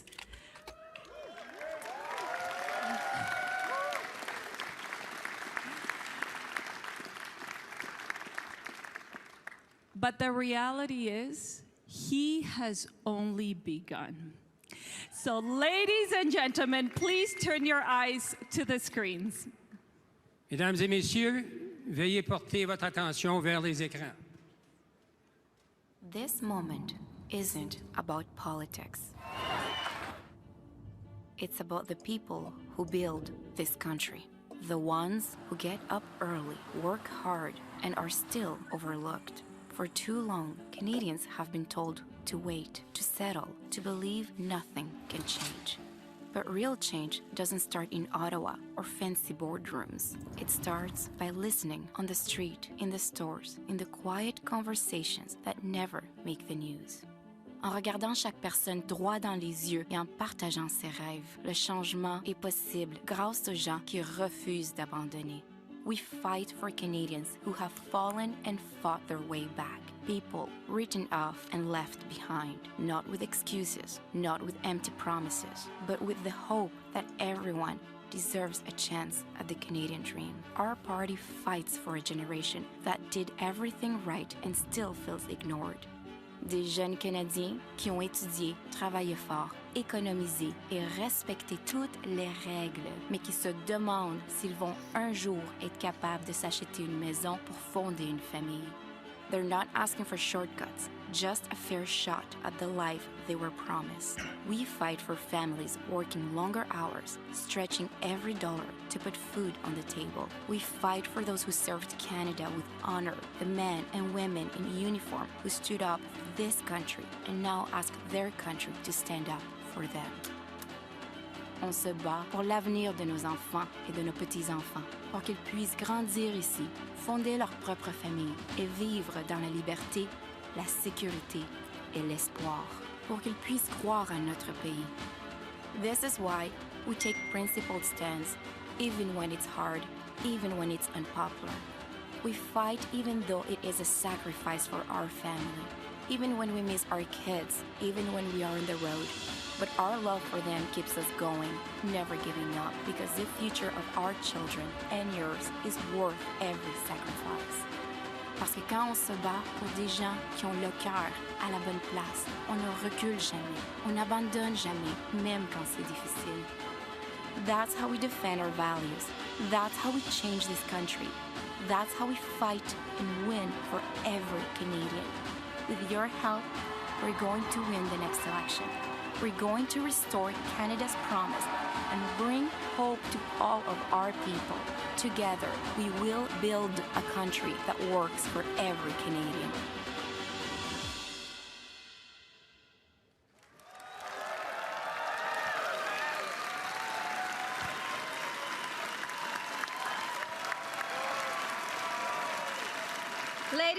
Ladies and gentlemen, mesdames et messieurs, je vous présente my husband, the next Prime Minister of Canada, Pierre Poilievre.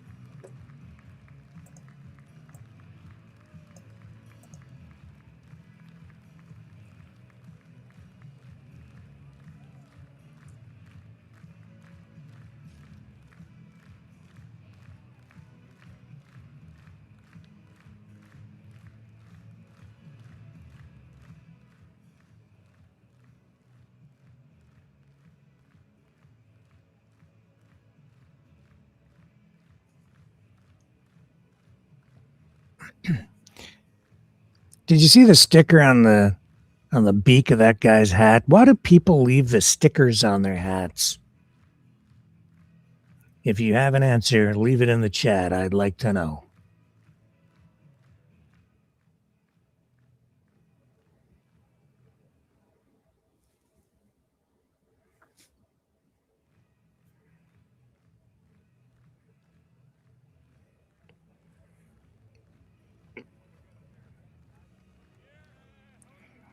Well, I think that the outcome of all this is predetermined. As you can see, is the success of Poilievre tonight in question at all? No. It's a rally. He will be the leader tomorrow.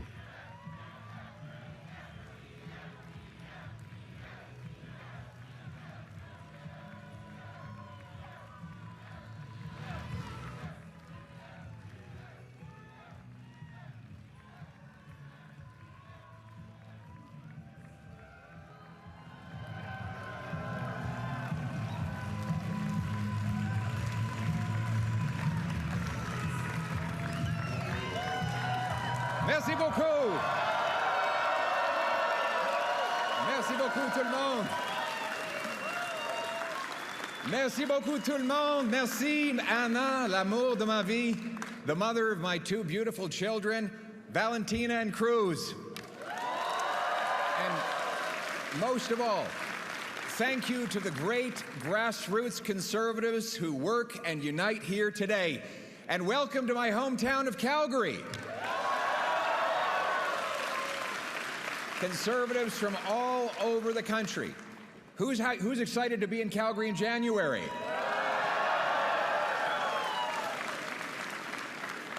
We're tough, we can take it. A little bit of regional advice for our Atlantic friends. Try the steak, not the seafood. For those of you from the Eastern Prairies, sorry to block your view with the mountains. To our friends in Toronto, enjoy your time outside of the center of the universe. I love seeing so many conservatives in one place, but it must freak the Liberals out enough to invoke the Emergencies Act.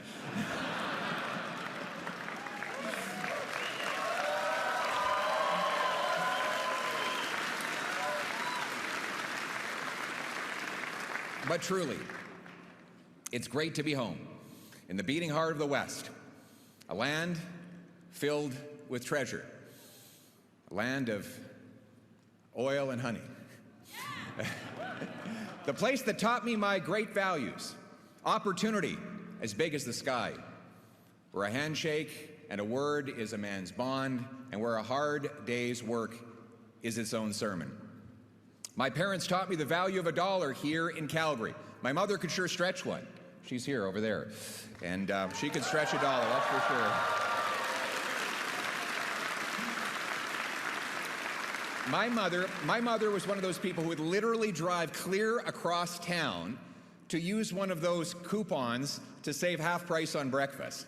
And my dad would have me up at 5 in the morning to deliver newspapers. We weren't rich, but life was good. That was the deal. Work hard, start anywhere, get anywhere. That's what the country promised us all. A hopeful life, a safe home, a full table, a family you love, a flag that united. That's the country that we love.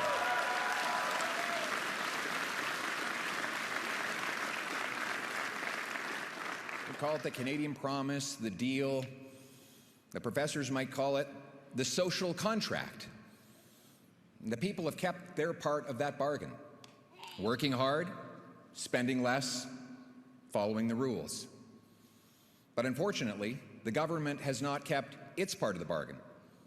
Right now, as we gather, families are struggling to do the math. Young people are wondering if they'll ever have a job or a home. Worried parents are sitting at kitchen tables with empty fridges and empty bank accounts. And seniors worry that their savings might not last as long as their days. This Liberal government doesn't just leave people behind, it prices and shuts out youth from homes, workers from jobs, and families from groceries. Simply put, Canadians cannot afford life under the Liberal government.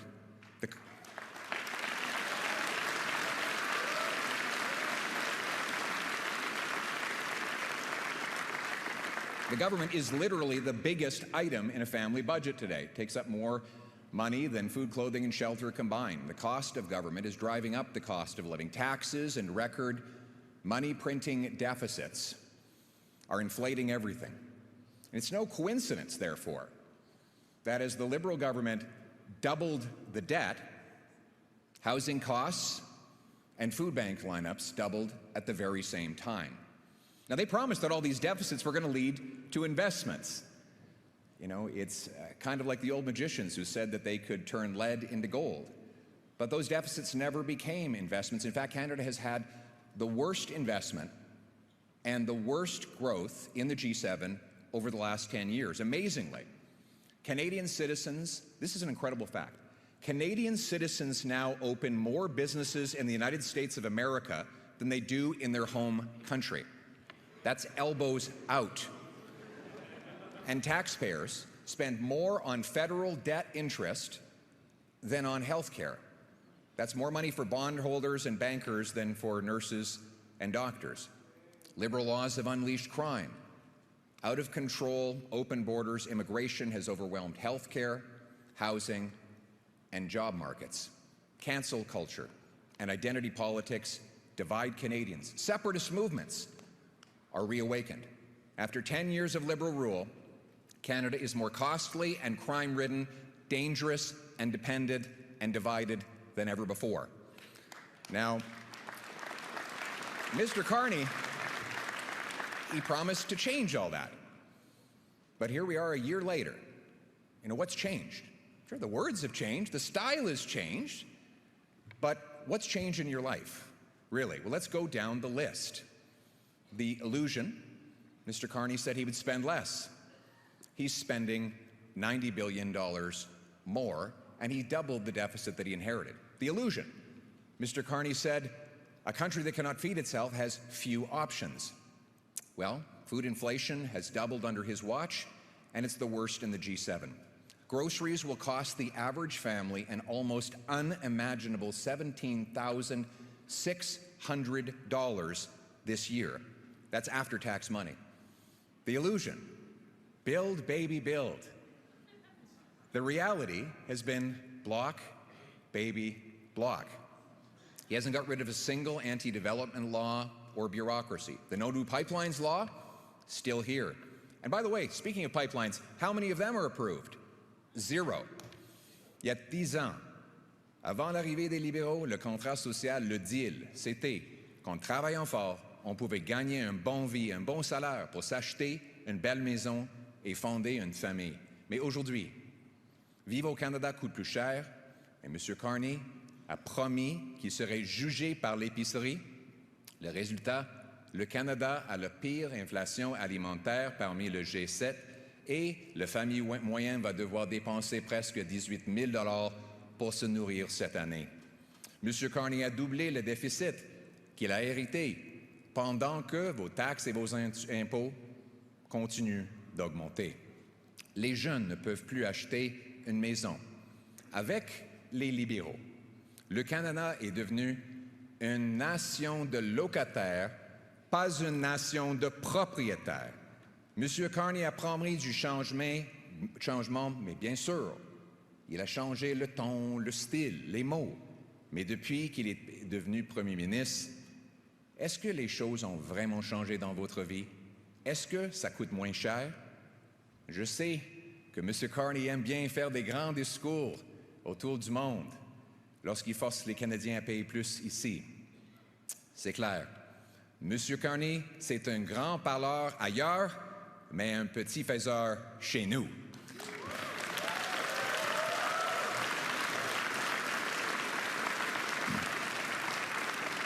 So I've got a funny paradox for you. I've got a bit of a funny paradox for you.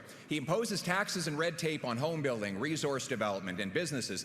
Then he creates new bureaucracies to subsidize home building, resource development, and businesses.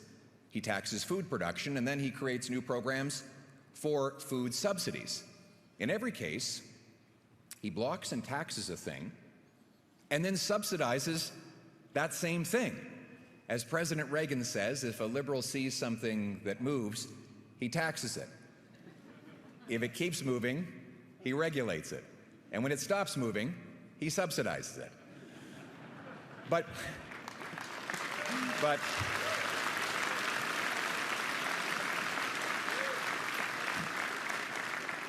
why not just get out of the way and let things move? Well, because then there'd be no role for him. No photo op, no power. If everyone could just get up and do great things without him, he would be less relevant. The government would be less important. This way, you have to give him your money and then come ask for some of it back. And he can claim that he's building the thing that he's blocking. The cost of the benefit is seen in the form of his photo ops and political power, but the cost is paid by the homeowner who can't build a home, the carpenter who never gets a job building it, and the family that never gets to move in, or the entrepreneur who never launches the business, or the senior who, because of all these extra costs, has to choose between eating and heating. These costs are so often unseen, and even more often, so too are the people paying them. But my message to those people who have felt unseen for too long, who are carrying the country on their back and feel underappreciated and overworked, Conservatives see you, and Conservatives will fight for you.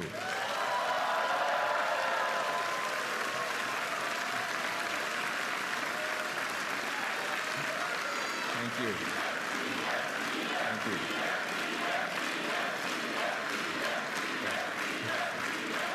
Thank you.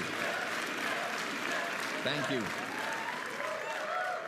The people need the government off their backs, out of their way, and by their sides. And when I become Prime Minister, these great Canadians will not need to ask my permission to succeed.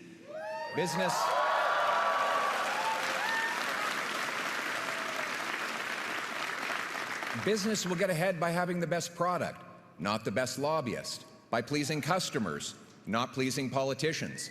I love you too. Thank you.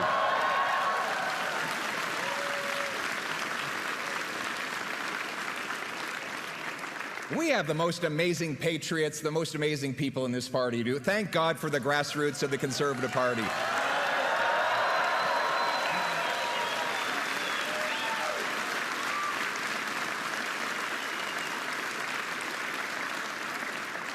And the great people of our country are, as I go around and I meet the people of this country, and I spend half my time doing that and half my time on Parliament Hill, it's become very clear to me that the common people, not the ordinary people, the extraordinary people, they have all the wisdom and the virtue to make their own decisions and run their own lives. They don't need to be bossed around by government.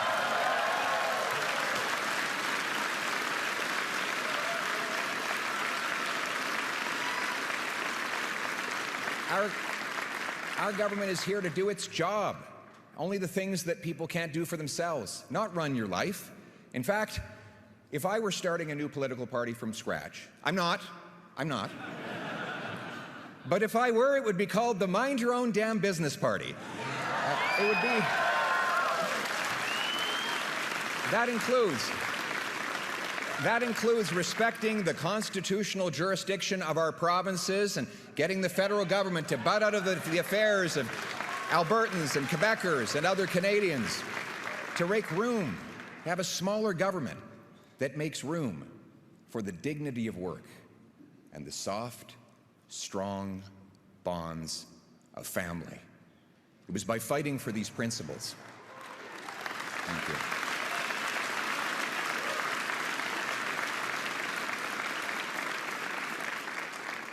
It was by fighting for these principles and giving hope to the common people that we won the most votes in our party's history, 2.5 million more votes and 25 more seats, often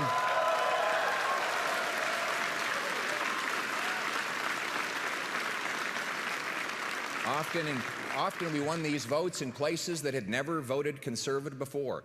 And now it is clear Conservatives are the party of workers, including union workers, small business owners, and young people.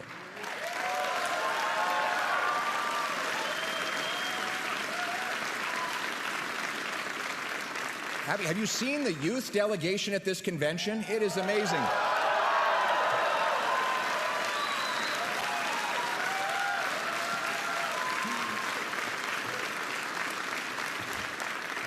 You know, in the past, when I was growing up, we would go to a conservative convention and you'd look out at the crowd and it would be the Great White North, white hair everywhere. And we love the people with white hair, the wisdom that they share with all of us, but we also need a party that's infused with young people. And on that front, we are the youngest party and the oldest party. In fact, Elections Canada holds a mock vote in the high schools on Election Day, and this year, Conservatives won. We came in first.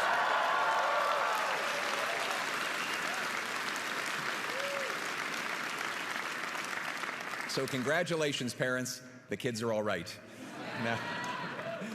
Now, and you know, every year, 1/3 of those high school kids, roughly, becomes eligible to vote for real. So we got to make sure we get them out to vote by continuing to inspire them every day and in every way.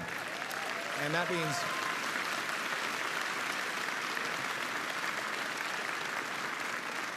now, obviously, elections teach us lessons, like, for example, the need to hold earlier and open nominations, to have more local autonomy, to empower our local riding associations, who are the backbone of our organization. And for that, I want to thank all of you in this room who have provided such valuable input in the lead up to and throughout this convention. You are the ones whose ears and whose feet are on the ground and have the best intelligence to bring us. And you have told us many things, but one of the most important lessons I have gained from listening to you throughout this convention is that you told us to ignore the voices who keep telling us to abandon our conservative principles. We will remain true to our principles.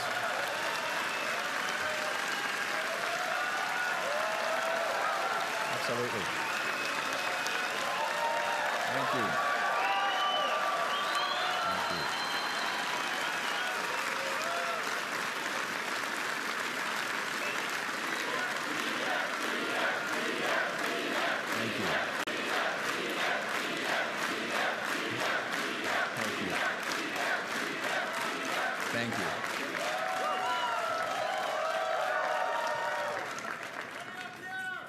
Thank you very much. You know, on the issue of the principles that we hold, we won the debate in the last election on every single one of the big issues. On carbon taxes, inflation, housing, resources, crime, drugs, and soon we will be proven right once again on the wasteful and insane Liberal gun grab.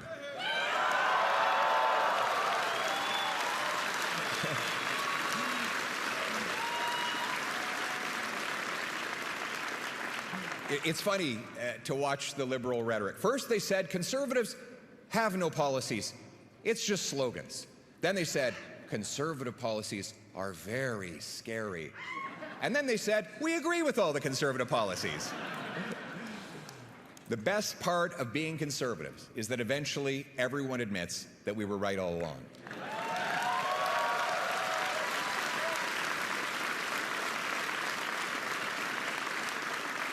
And you know, it's not just the solutions for the past, it's the solutions for the future that we offer the Canadian people that brings so much hope.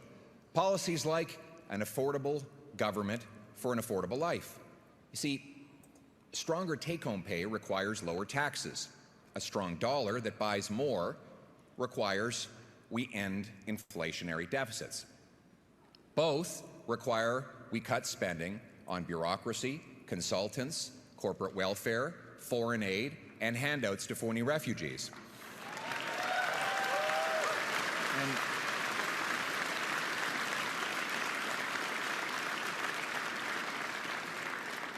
speaking of affordability, everything should be dirt cheap in Canada because we have the most dirt in which to build homes, grow food, and dig resources, right? Think about it. The treasures in our soil, mixed with the hands of our genius engineers and trades workers, can and will supply an abundant, affordable, autonomous future to our country. And now more than ever, we need autonomy and independence. Unfair and unresolved U.S. tariffs and diplomatic distractions and disruptions from down south and from other places show that we cannot rely on others to secure our borders or buy our goods. Conservatives renew our good faith offer to help the Prime Minister and his government get U.S. tariffs removed and open new markets abroad. We will work with the government in any way we can because Conservatives always put our country ahead of our party.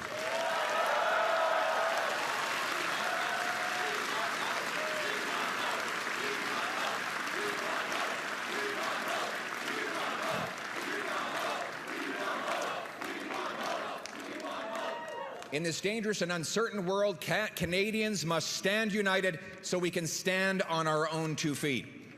United and strong, Canadians will bow before no nation anywhere on earth.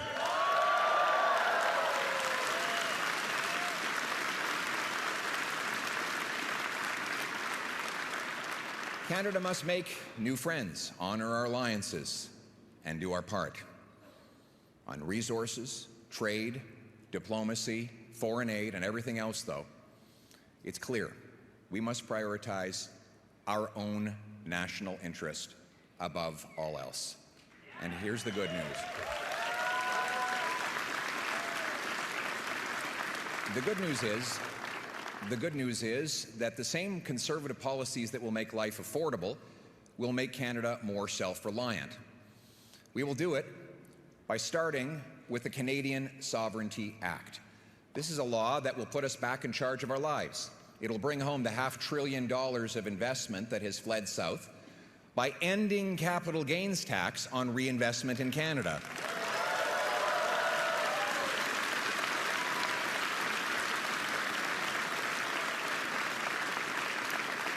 That'll be like economic rocket fuel for startups, high-tech, and major job-creating projects. We'll replace anti-development laws like C-69 and C-48 with new laws that will quickly approve projects and allow energy shipping off our west coast. We will also quickly greenlight Danielle Smith's proposed pipeline to the Pacific.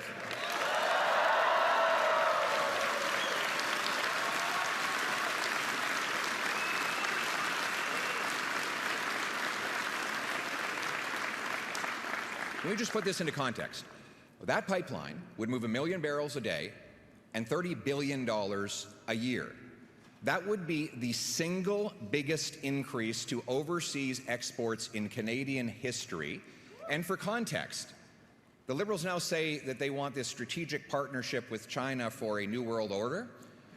One pipeline to the Pacific would increase our exports more than all the products that we currently sell to China in a year. So I think that is a more accurate and pragmatic approach to diversifying our trade.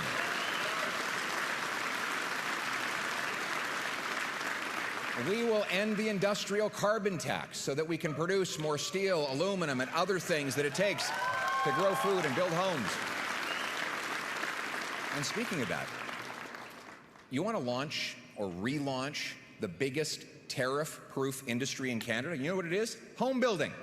No other country can tariff home building because it's built on Canadian homes, on Canadian land, with Canadian workers using Canadian lumber. It is literally the most homegrown industry we have. So why don't we dedicate ourselves to working with all levels of government to remove all the taxes and all the red tape so that we can create jobs, harvest more lumber, and build homes that our young people can afford.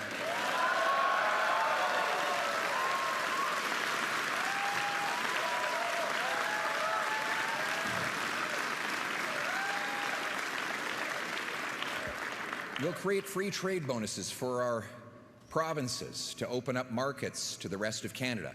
We'll bring incentives and rules to ensure that we keep our Canadian technologies in Canadian hands on Canadian soil. We'll move from the second slowest building permits in the developed world to the fastest building permits anywhere in the developed world. You know, people ask, it seems so complicated. How is it that we get things built? There's actually a very simple checklist that you need to build resource projects. 1, you need the resources. Check. 2, you need the workers. Check. We've got 100,000 unemployed construction workers available to start any day. 3rd, you need the investment. Check. We've got massive pension funds that are literally investing hundreds of billions of our savings in other countries where they can get things built. So the 4th thing is the only thing missing. It's the federal government permits. They are among the slowest in the world. We need to check mark this box so that we can get the federal government out of the way, get the permits so we can get shovels in ground, and that's what we will do.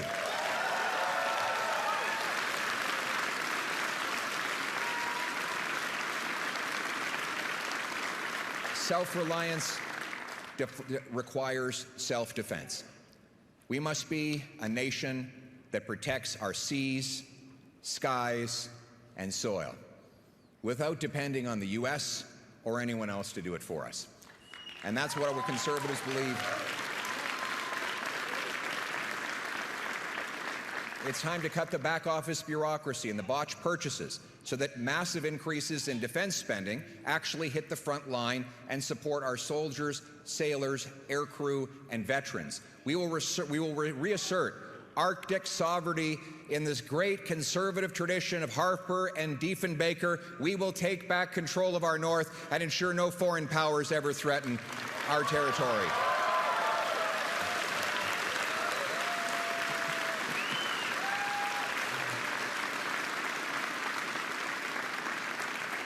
New bases in Iqaluit. You know, we have no bases in the north right now, in the Arctic north today.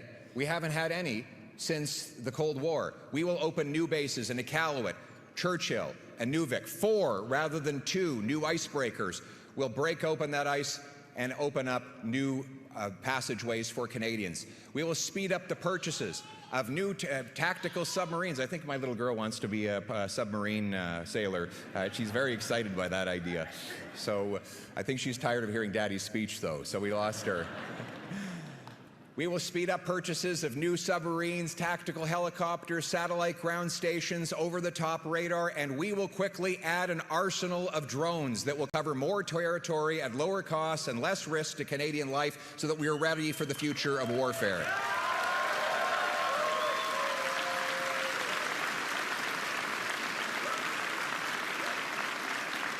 And we will expand recruitment and also performance by promoting and hiring based on merit and not political correctness.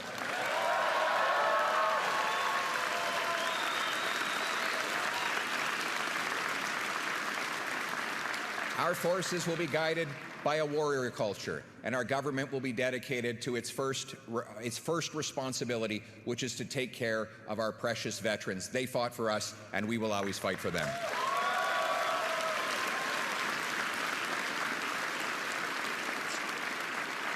On doit diversifier nos marchés et renforcer nos alliances avec nos partenaires de l'OTAN. On doit combattre les tarifs américains et faire ce qu'on peut pour avoir une entente sans tarifs avec les États-Unis. Et oui, les conservateurs sont prêts à travailler avec M. Carney et son gouvernement pour trouver des nouveaux marchés et pour éliminer les tarifs américains. Mais on ne peut plus dépendre les autres. C'est pour ça que je propose la loi sur la souveraineté qui va nous permettre d'exploiter nos ressources naturelles, de ramener la production ici au Canada avec des emplois payants et un dollar et un pouvoir d'achat plus fort pour qu'on puisse être vraiment, véritablement et finalement maître chez nous. Thank you.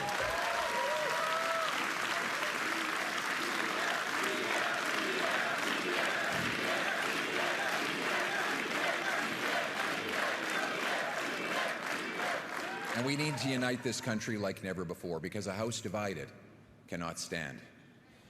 You know, here we go again. Liberals are in power, and just as night follows day, separatist movements are in resurgence back in Quebec and here in Alberta. These movements, which had been dormant or even dead when Prime Minister Harper left office. Now, We can simply attack people who feel this way, or we can ask them why. Why in Alberta and Quebec? Why, particularly among young people in those provinces, have so many lost hope in Confederation? Well, here's a few hints. For the last 10 years, Ottawa has told our young people that our history is filled with shame and horror, that we are a post-national country with no core identity, and that our youth will never own homes. But other than that, they should feel great about being united in Canada. All the while, the federal government stomps on Alberta's energy sector and Quebec's jurisdiction.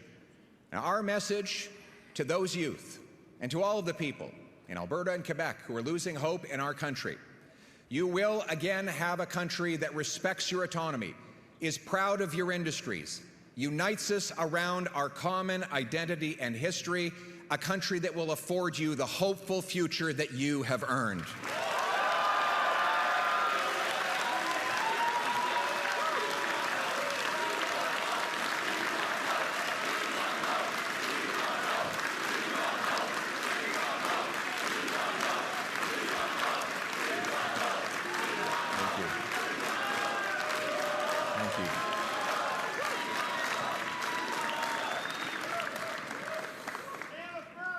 You know, it's incredible that when there's never been a referendum crisis or a national unity crisis when Conservatives have been in power. It's an interesting coincidence, isn't it?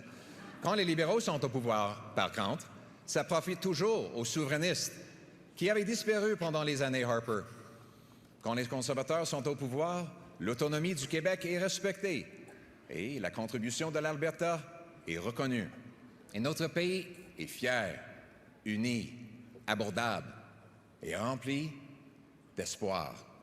Le problème, c'est que depuis 10 ans, les libéraux ont dit effectivement deux choses aux jeunes Québécois et jeunes Albertains: que le Canada est un État post-national, sans identité, avec une histoire supposément honteuse, et que les jeunes, vous autres, vous n'allez jamais avoir une maison. Donc, on dit à nos jeunes: vous n'avez pas d'identité et pas de maison, mais soyons fiers d'être Canadiens. On peut imaginer pourquoi nos jeunes commencent à perdre l'espoir. Donc ce soir, j'ai un message pour des jeunes Québécois. Le nationalisme québécois fait partie du patriotisme canadien. Le Canada sera fier de son histoire et de son identité. Vous allez redevenir fiers de notre pays et le Canada va vous permettre de réaliser vos ambitions, vos rêves et votre avenir au sein d'un Canada uni.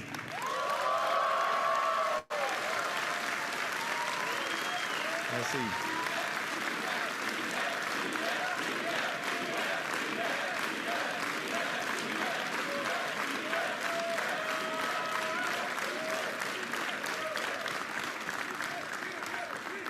And we will celebrate. We will celebrate rather than tear down our heroes in history. Our museums and heritage programs will tell the unvarnished truth that Conservatives have known all along. This is the greatest country on earth precisely because of the goodness of those people who came here and sacrificed before us.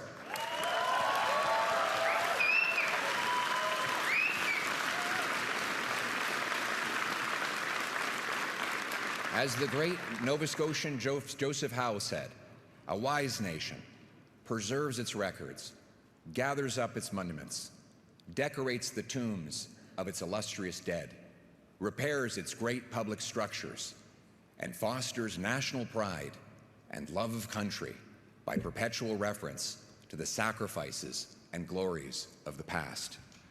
Uniting around our common history will heal the divisions. We want a nation where all of us are equal, a nation that is colorblind. We want a nation with no more hyphens, no more group labels. We are all Canadians, Canadians in our heart, Canadians in every single way.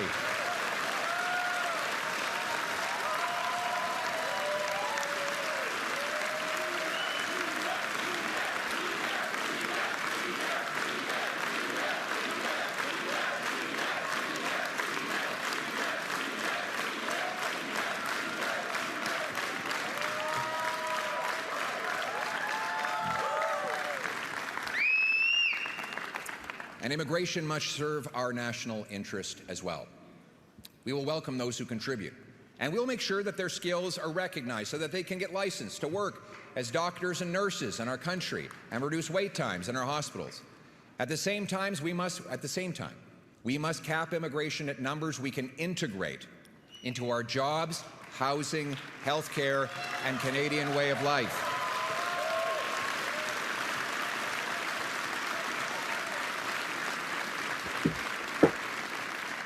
We will deport criminals, end fraud, end abuse and handouts to phony refugees. We will no longer allow foreign conflicts to spill onto our streets.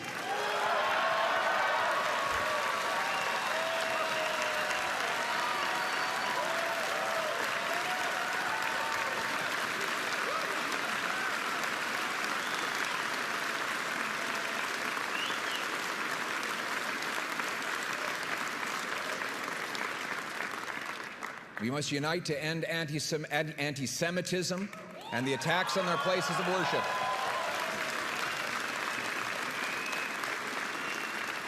And stand with our Jewish friends and neighbors who are under attack like never before.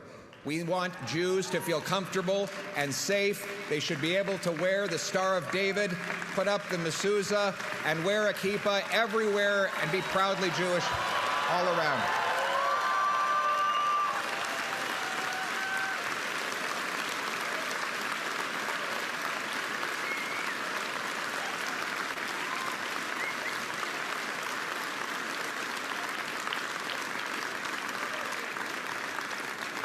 That's the story of Canada, isn't it?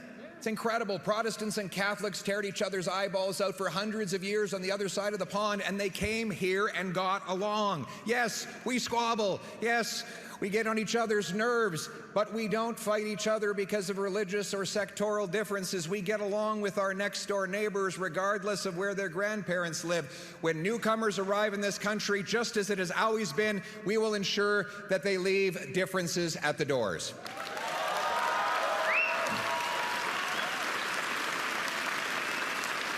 Et on va laisser les problèmes d'ailleurs à la porte. We must restore security at home. Crime has gotten so bad in this country that in Toronto, the police tell people to leave their keys at the door so that thieves can more safely steal their car in the middle of the night. In Brampton, people are literally being told that because there is an extortion wave on their particular street, they should move into their basements to minimize the chance of being hit by a stray bullet. In Canada, it's not just stats, it's human tragedies. In 2024, a violent repeat offender, released by Liberal laws, murdered a wonderful piano teacher, Esty Jones. The killer should have been in jail, and Esty should still be alive today. Her niece, Esther, is here with us today. Esther, where is she?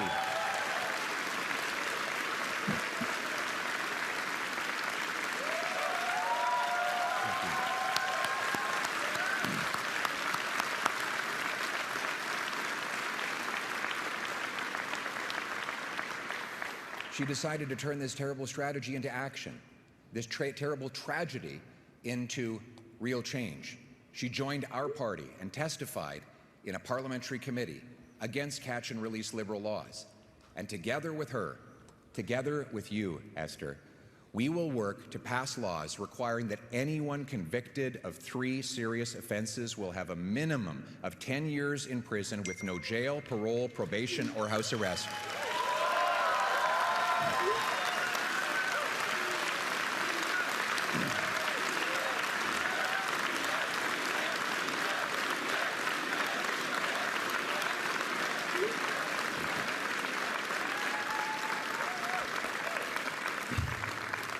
The tiny group of criminals, the career criminals, will stay behind bars so that no one ever faces a tragedy like Esther's family. And I can tell you, Esther, that your wonderful aunt will have an incredible legacy, because her story will inspire us to take the action that will save so many other lives. Thank you, and God bless your beautiful family.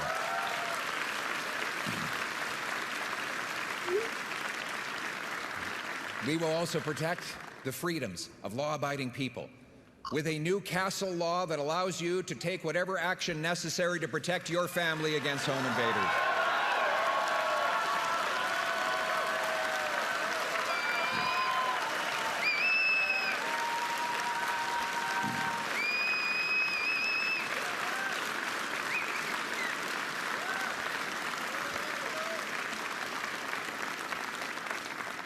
We will do so also by protecting the rights of law-abiding firearms owners, stopping the liberal gun grab,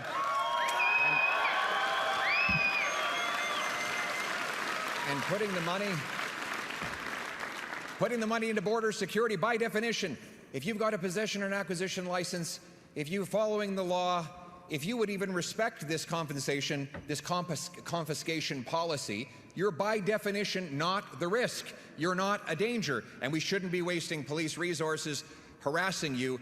The Liberals want to protect turkeys from hunters. We want to protect Canadians from criminals.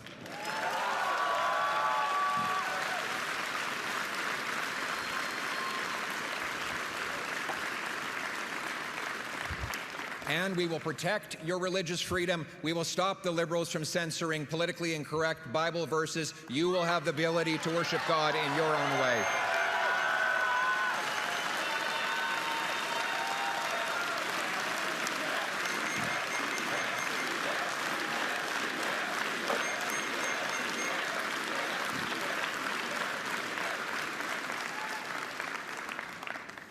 And we'll protect our loved ones from addictions.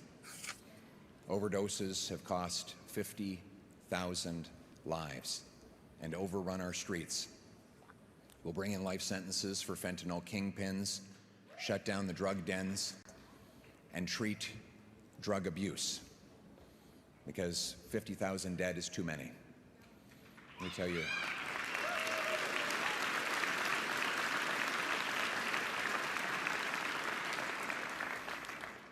After years of intense struggle with drugs, Kirk was determined to take his life. While driving on the Sea to Sky Highway, he took off his seatbelt and he drove full speed into a rock wall. But God was not finished with him yet. Kirk survived.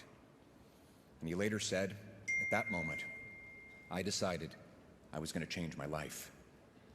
Kirk entered recovery, counseling, group therapy, exercise, and yes, faith.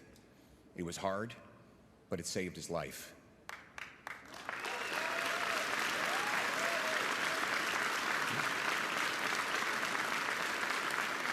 And he has since become a chef at the same treatment center. He makes a mean steak, which he's promised to let me try.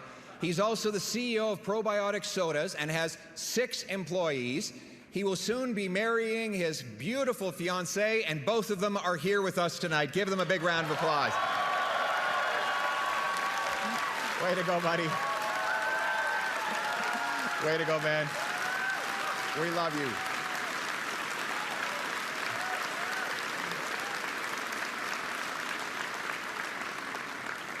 You know, when I go to these treatment facilities, I love to go and meet with mostly the young men who are in those places, turning their lives around. And I walk in and I say, I'm not here because you need me. I'm here because, frankly, I'm here because I need you. Canada has a job for you to do. You need to get better and go out and pull the next guy off the street. And he's going to come in and get better, and he'll go back out and pull the next guy off the street, and we're going to keep doing that again and again till every last one of our brothers and sisters is back on their feet. So hang on, have hope. Help is on the way. Hope. That's really the theme of this convention and this evening. Hope is on the way for our people as well. But hope is not just a comforting blanket. Hope is the knowledge that your work will fulfill your purpose, your why. He who has a why can bear any how, Viktor Frankl wrote in the great book, Man's Search for Meaning. That thing that you call meaning could be for you a home, a career, a family, a business. Seeing your autistic daughter speak for the first time is the thing. It's the thing.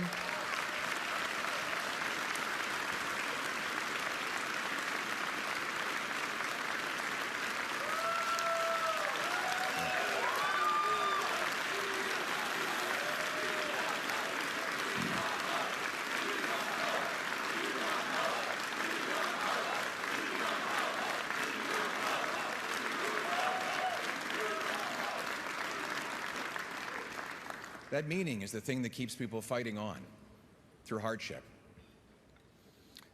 People ask me, why? I keep going.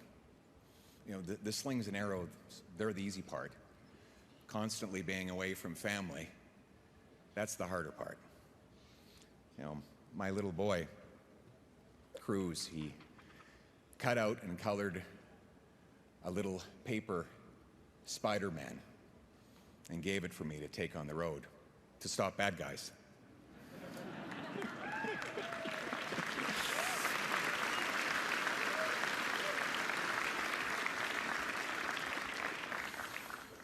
I look at it when I'm in the hotel room, sometimes late at night. It makes me smile. I see all those little scribbles and cut marks and imagine those little figures working away. And I know that one day I'll come home and those fingers will have grown big. And I miss him. And too often, I kiss my wife and daughter goodnight through FaceTime. So why keep going?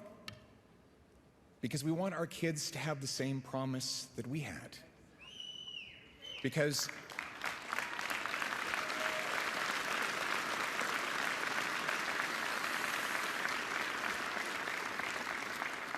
we want them to know that when you care about something, you work for it. When you believe in something, you fight for it.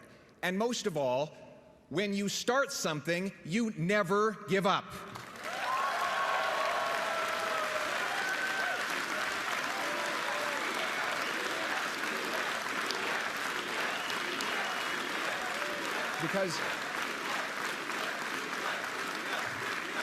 Because the unsung heroes who built and protect this country, who have it infinitely harder than I do, they never give up, so I have no right to give up. Because all of you who pound signs on frozen ground, knock doors on dark nights, and sacrifice warm family dinners for cold campaign pizza, you never give up, so I'll never give up.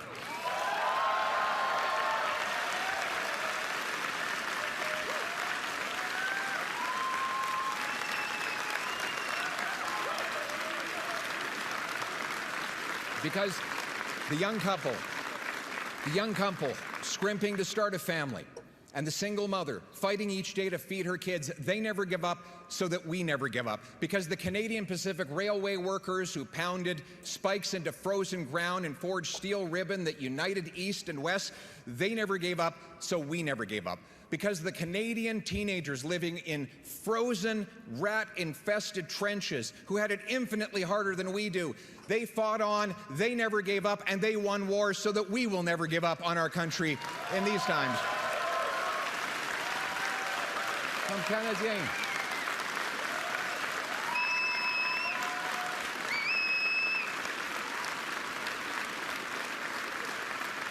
Comme Canadiens, on ne lâche pas. Parce que ça vaut la peine de se battre pour notre pays, son peuple et sa promesse.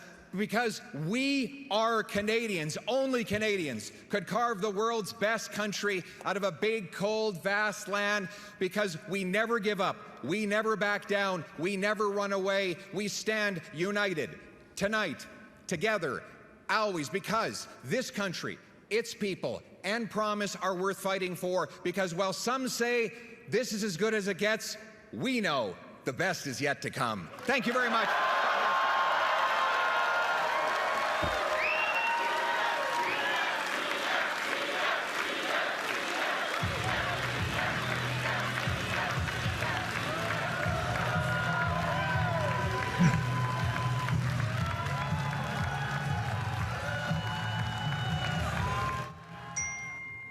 Okay, let's pull the audio down so we don't get a copyright strike. So there you have it. Okay, let's do the review and analysis, shall we? I'm going to go to the chat first. I never do that. I'm going to look in the chat. You guys tell me, what do you think? I see a bunch of Canadian flags from Lindy, and I see Rick's texts keep making me check mine. You can hear me in the background. Not very Oz, ums, or Oz, somebody says. Lindy says, fantastic, all caps, 2 exclamation points. And Maureen says, finally, sheesh, that was painful. Okay. I'm always afraid to tell you what I think, lest I get attacked, but it's inevitable. Pierre always strikes me as being sort of a, what's the right word? Kind of nerdy. Just kind of a nerdy guy. Not in a bad way. Sort of kind of nerdy like me. Do you know what I mean? He's like he's very personable, likable in a nerdy sort of way.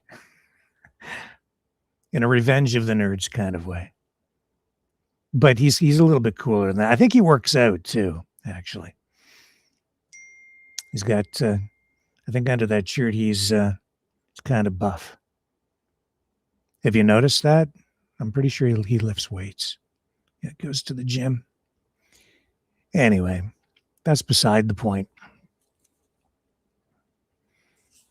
The comment that caught my attention right away was when he talked about the liberals freaking out so much because of what they're seeing here tonight that they would invoke the Emergencies Act. I'm maybe not getting the context exactly right, but him talking about that, it just resonated with me. Of course, the Conservatives didn't vote with the libs to invoke the Emergencies Act during the Freedom Convoy, but to bring that up tonight, I don't think it was accidental. Obviously not. It was scripted. I'm just wondering why. I think there's a lot of signaling to different groups that took place tonight. That being one example. And then he went straight into affordability, the very thing we were talking about earlier tonight, inflation, saying Canadians can't afford to live under the Liberals. Some truth to that, of course. Definitely. Prices are still too high in the grocery stores in relative to wages. What else did he talk about here? Then it didn't take long and he started to get kind of nationalistic on us and patriotic, saying that Canada will never bow before no nation on earth. So that obviously is a signal to Canadians saying that he will fight for the country, essentially, in the face of these tariffs, this trade war from Trump. And I think the tone of the message, especially on that front, was somewhat different tonight than what we were getting from him during the election. It felt different tonight. It didn't feel as negative. Maybe it's just because so much negativity was coming from that network of live streamers, which I think did as much harm as it did good, honestly. They racked up a lot of views.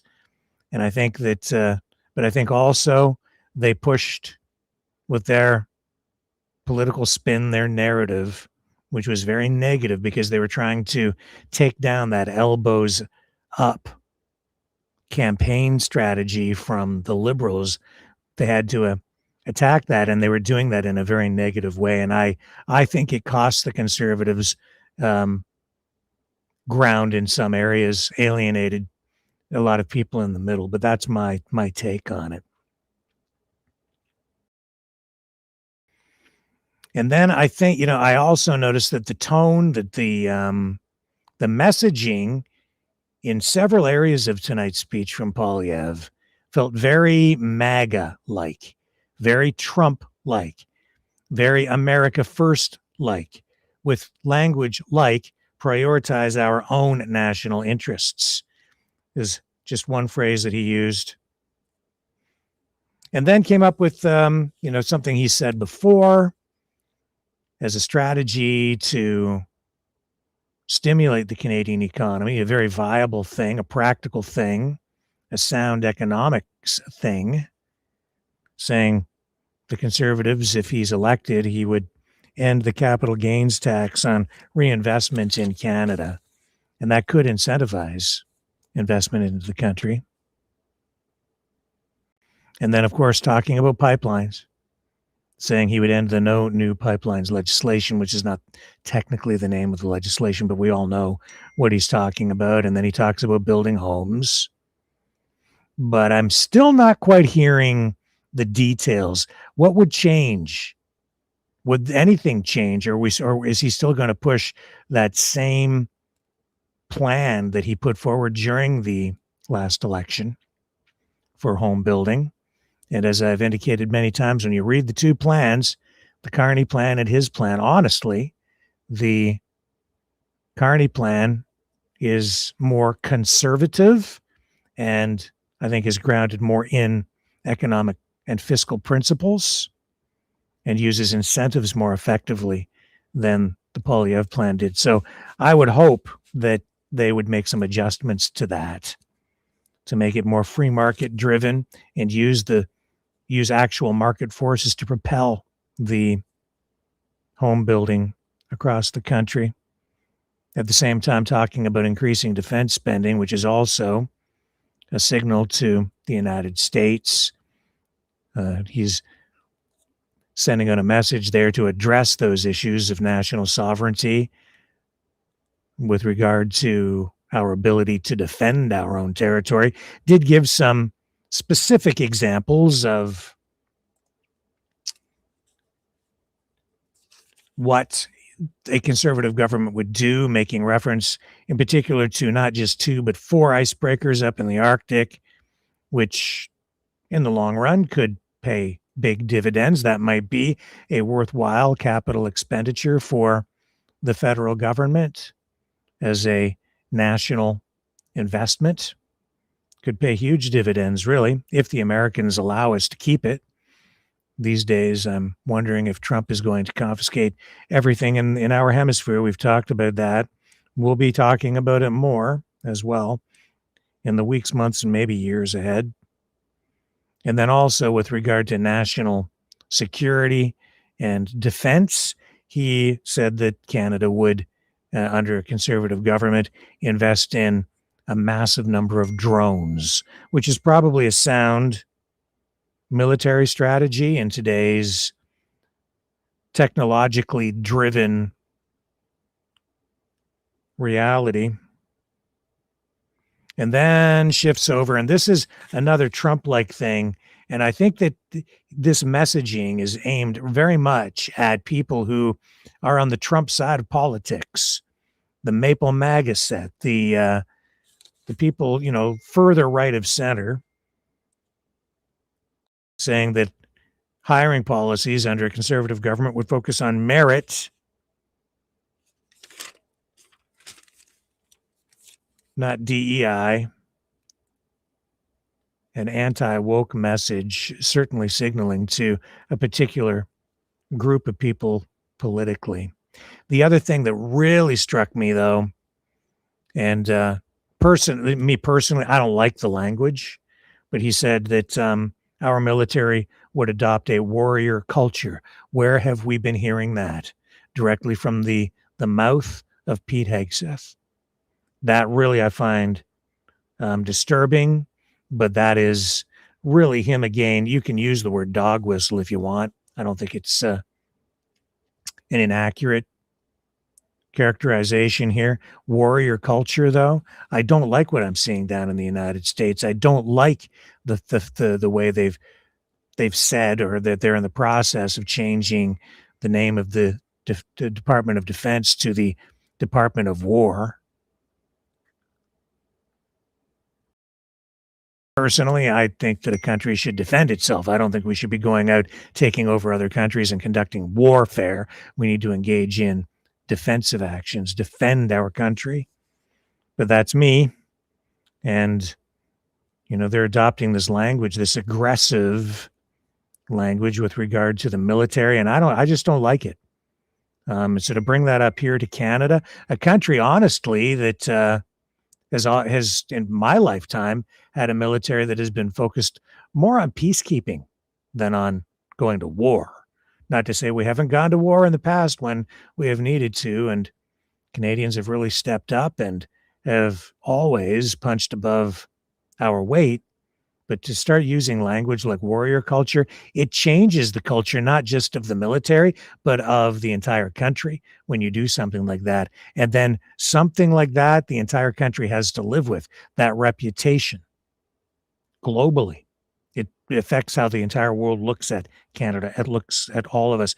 Then he also talked about wanting a country that is colorblind.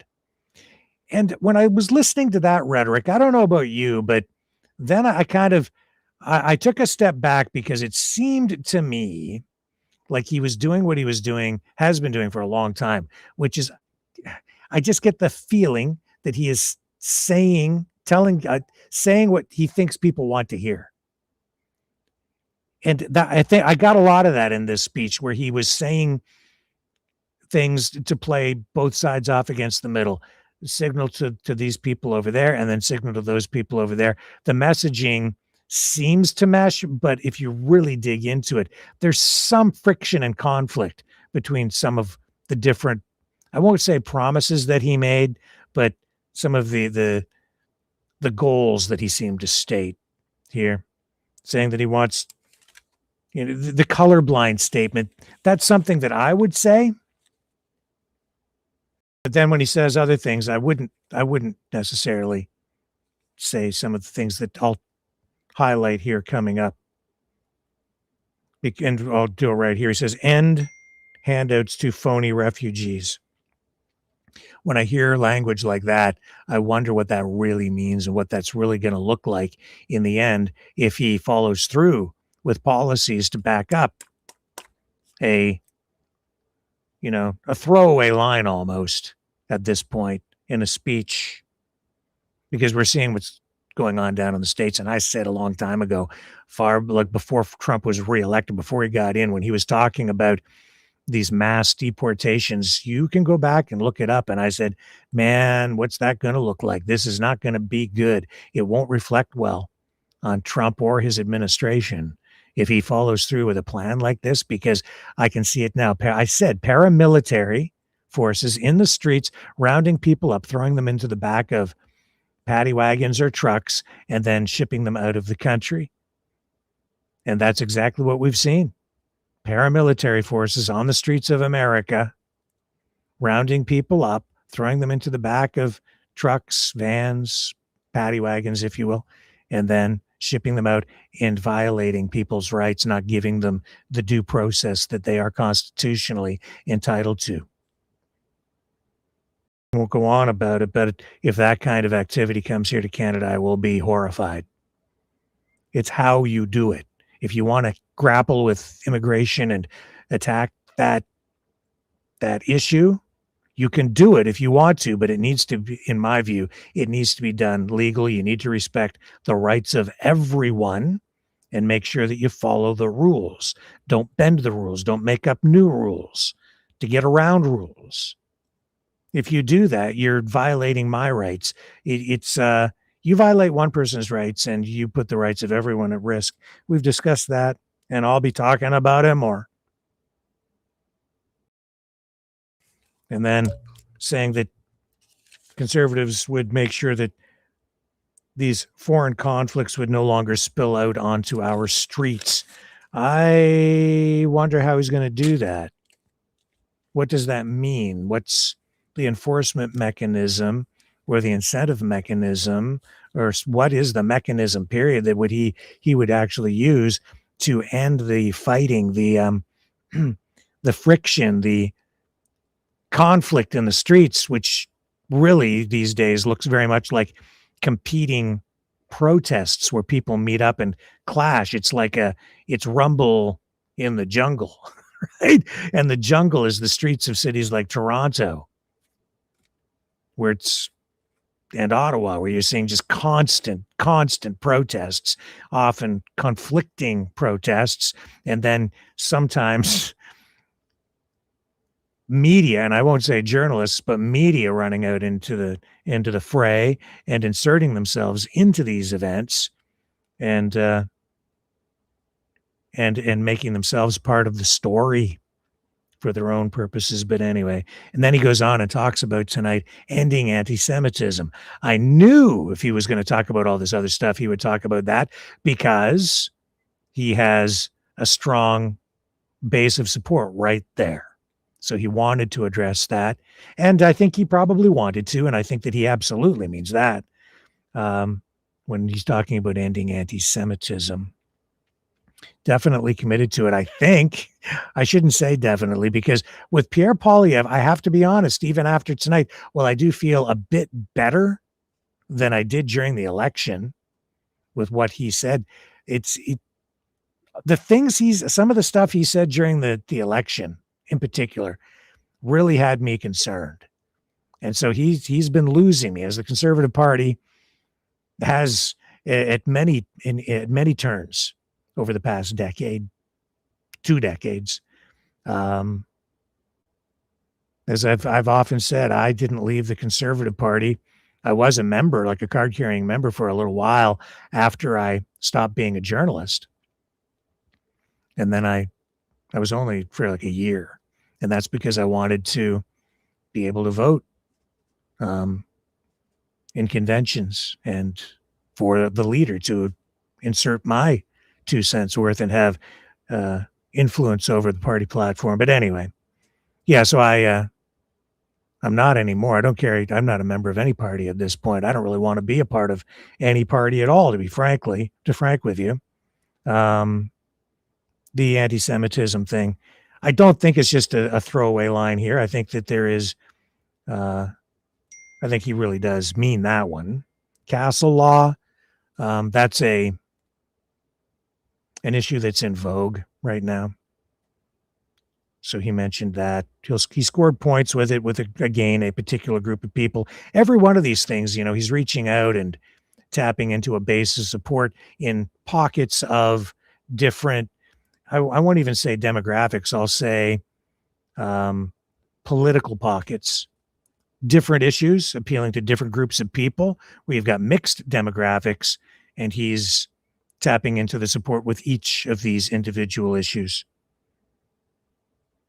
And drugs too. I mean, he keeps talking about that. He talked about it a lot during the election. He's always talked about the drugs issue. And it is a growing issue in our country. But again, I just wonder, would he really make a difference? I don't think I've ever seen a politician truly make a difference when it comes to, battling drugs. Whether it was the full-scale war on drugs, during the previous conservative Republican eras in modern times in the U.S., the Just Say No campaigns, all of these things. I don't know about you, but it just seems to me the drug problems, they just never go away. They ebb and wane a little bit. Mostly they just get worse. So with these promises that he's making about, ending the drug problem, and maybe they might help, but I'll believe it when I see it. I don't mean to be a negative Nelly or a negative Ricky when it comes to Pierre Poilievre and efforts on that point. Go for it if you think you have solutions, I guess. And the other thing that I found kind of weird is we want hope, we want hope, we want hope. So that's the slogan. Listening to the way he used that at the end of the speech tonight, yes, I get it. And you know what it is?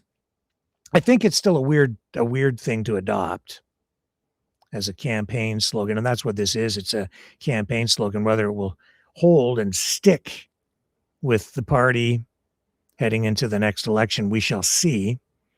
I think they were testing things out tonight to see how these slogans, these ideas, these phrases play, what kind of traction they get with them.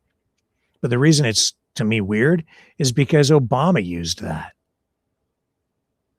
Many politicians and political campaigns have used that word hope in the past, but that's the one that springs to mind as one from just recent memory. And then they're resurrecting it here in a conservative campaign. And I don't think that the conservative base of support really is that friendly to even the legacy of Barack Obama. And to use that word, maybe might work. I think it's better than what they were doing. I've been saying for, since the last election, during the last election, I said, this isn't going to work. They've lost their platform to the Liberals, and all they're left with is all this negative attack narrative. It's just everything that was coming out of the mouths of these conservative streamers who were essentially endorsing Pierre Poilievre online in the last election and racking up a ton of views in the process. Not all of it was organic. A lot of it's paid for. But they were just so negative that I'm certain and that's why they didn't win. Just because you get a lot of numbers doesn't mean the people watching you actually support you. They're watching you maybe because they don't like you too. I know I've got some of that going on here. And that's fair enough. But in an election, I think the conservatives had this distorted view of how much support they really had. And then they got a dose of reality at the ballot box on election day. And the distortions came from the numbers they were seeing online. Just my view as someone who has been around politics for a while. And I don't think their analysis was on target at all during the election. I've been saying that a lot. Sometimes when we've had people on the program and I've talked about it, people generally disagree with me on it, but I think I'm spot on. And I think what we witnessed tonight with this shift in the messaging, the shift in the tone, the shift in the slogans that they're using to things that are more positive and hopeful, I think that's the key. Hope may actually work for the conservatives heading into the next election, because that's a word that can chip away at the Teflon on Mark Carney and the Liberals as they, keep their aggressive elbows up style and wrap themselves in the Canadian flag, which is what Canadians, I think, ultimately wanted during the election. They still want it now. You're seeing that manifest itself in the most recent poll that shows Carney is the favored, or the person most viewed as being the most competent or wanted to be prime minister in the country, and Poilievre down around, I think he's at like 29% or somewhere in the 20s. A far distant second at this point, but Carney's on a honeymoon, still an extended honeymoon, really, politically, after becoming prime minister. And he's riding a wave of, I think, frustration with Canadians, with the United States. And so he's enjoying that wave of support right now that has come from his speech in Davos, where the critics are attacking him, but the majority of Canadians are applauding because they're afraid, they're offended by everything that Trump is doing on the tariff trade front, And so, yeah, I think that Mark Carney has and his team have made some very intelligent moves. And now I think Poilievre might be getting on track finally with his messaging, that will resonate with Canadians as being patriotic, not being negative, not crapping all over the country, or at least having that appearance. And these streamers were, and they continue to do it, a lot of them. And I don't think now, at this point, they're all being paid. Some of them have shifted their narrative, and they're actually, I've seen them, attacking Poilievre. So I guess it just depends on, well, I won't even say it. I mean, you can kind of figure it out. So one over here, they're saying vote for him and supporting him, and now they've pivoted away after the election. But they're still attacking the country, and that's because they're pro-51st staters. Coming right out and saying it. I mean, I don't know how much more obvious it has to be. They're just outright calling for Canada to become the 51st state and crapping all over the country and cheering for everything, every blow, every drop of blood that's taken from this country right now, every wound that's inflicted. They cheer for it. They love it. They kind of deflect and say that it's the fault of the Liberals, but the truth of the matter is their very language is disgustingly anti-Canadian, honestly. Well, they put maple leafs on themselves and pretend to be patriotic. They're not patriots at all, not Canadian patriots. Not today, they're not. I wish some of them would come back. And we've got American-style politics kind of finding its way into our country more and more every day. We saw it here tonight with Pierre Poilievre. I'm not saying that he's in a position where he's necessarily going to sell out the country, but I definitely picked up on the vibe, the tone, the American style, and even the mirroring of MAGA messaging woven into his speech, directed at, again, certain pockets of people at various times, and it came right down to the very end, too. I don't know if you picked up on it. The best is yet to come. Where were we hearing that in the last election? Oh, it was the last U.S. election. Trump was using that. The best is yet to come.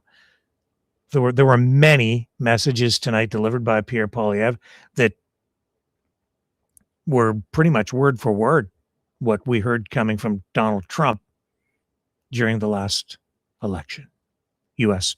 presidential election. And maybe he's doing it because, well,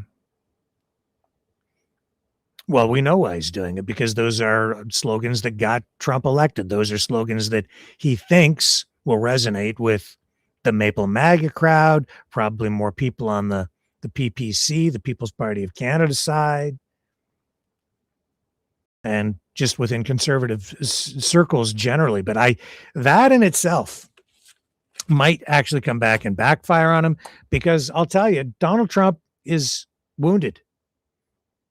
All this immigration stuff, what the shooting of Alex Preddy and the shooting of Renee Good in particular.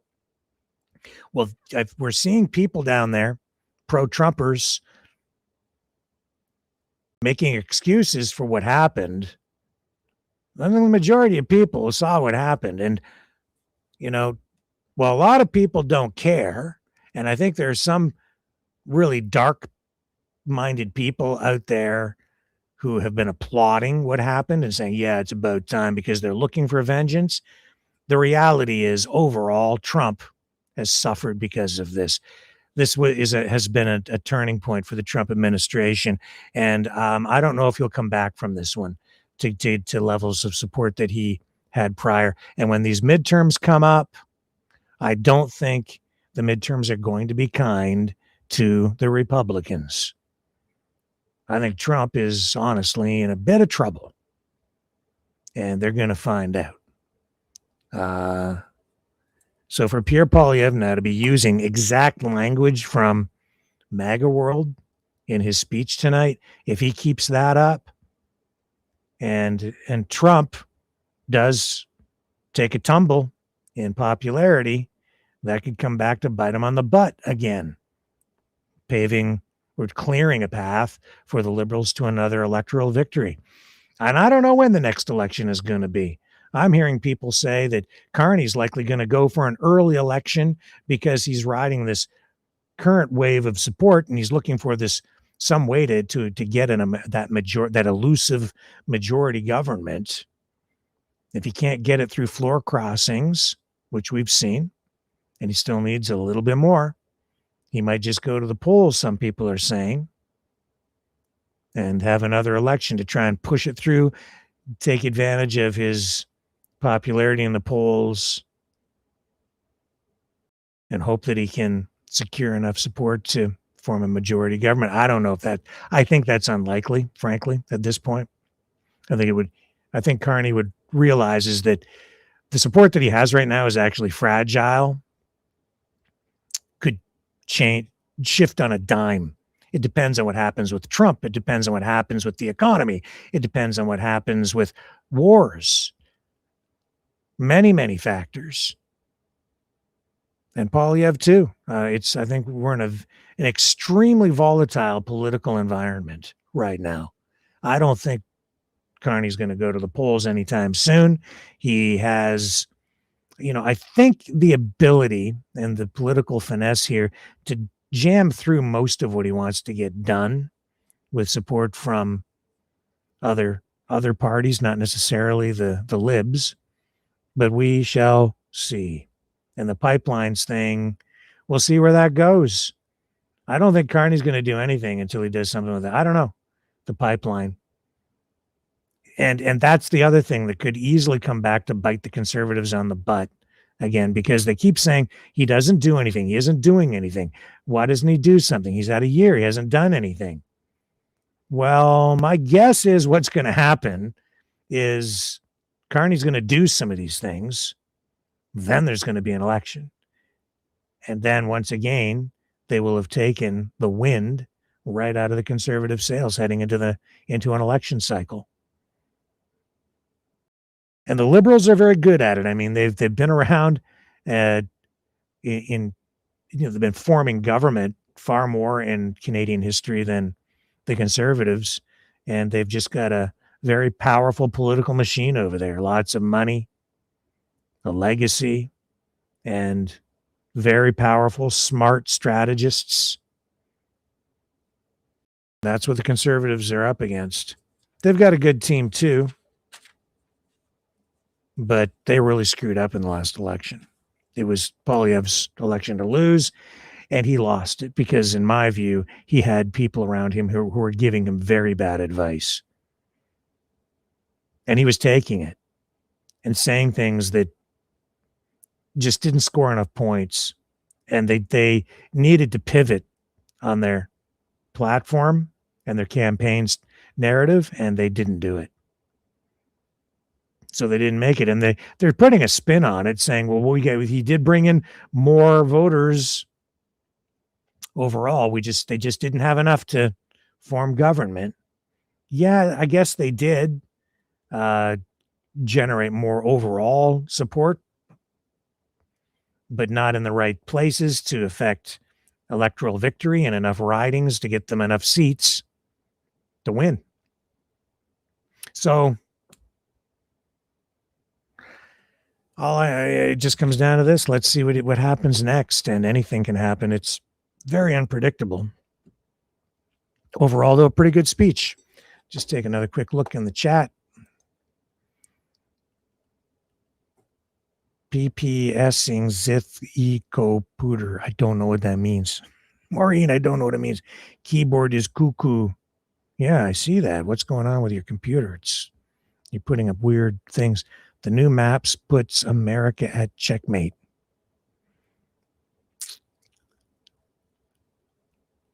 Maureen says, yes, Rick, PP sounds just like True P. Yeah, that's for me, that's the bottom line. I just feel like Poilievre is still saying things that he thinks people want to hear. I don't think there's real conviction behind some of these things that he's saying. I don't know. But he seems to waffle. And he says contradictory things on things like immigration. We have to be colorblind, but want to deport people.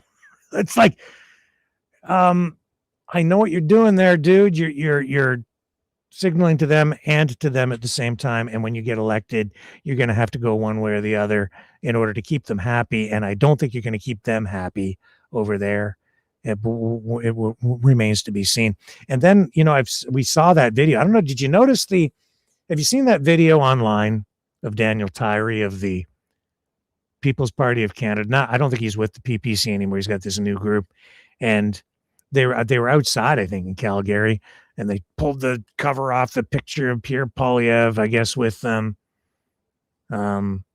group of people, I don't know, Indian Canadians or whatever, from people from India. I don't know. Like, he's been signaling to those guys. But Poilievre was signaling to those guys and bringing people with those political, cultural, immigration ideas into the conservative fold. They were trying to do that during the last election, right? But they don't believe him. They don't trust him because Pierre's not going to do that for them. They know it. But he's still signaling to them.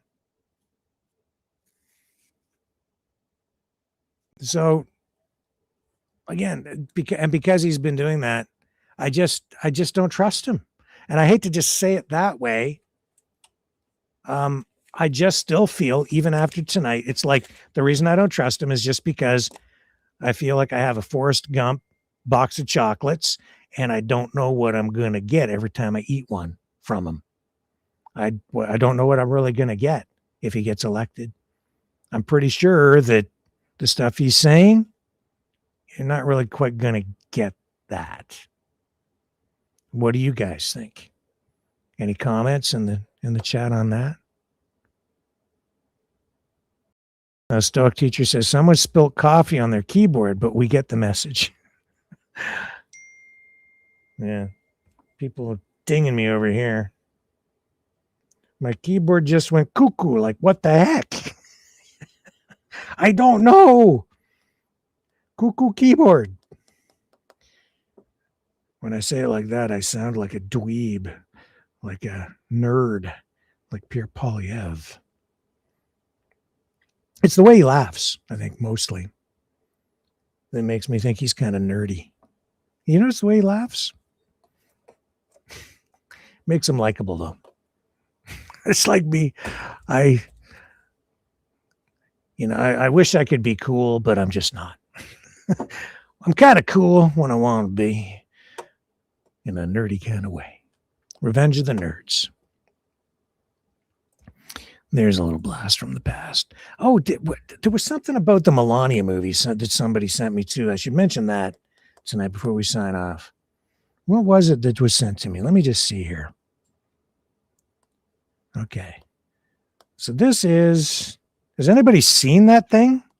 I haven't watched it. I haven't even watched the preview. I'm going,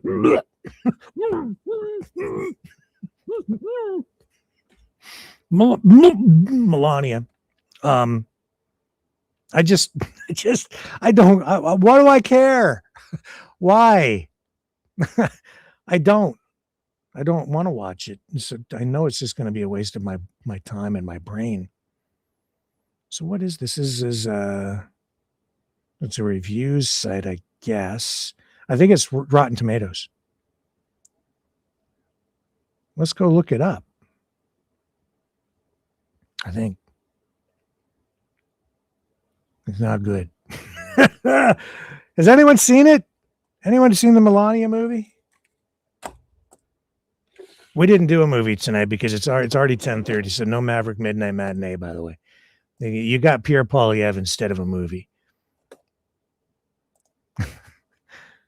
Let's go here. I'm going to look up Rotten Tomatoes.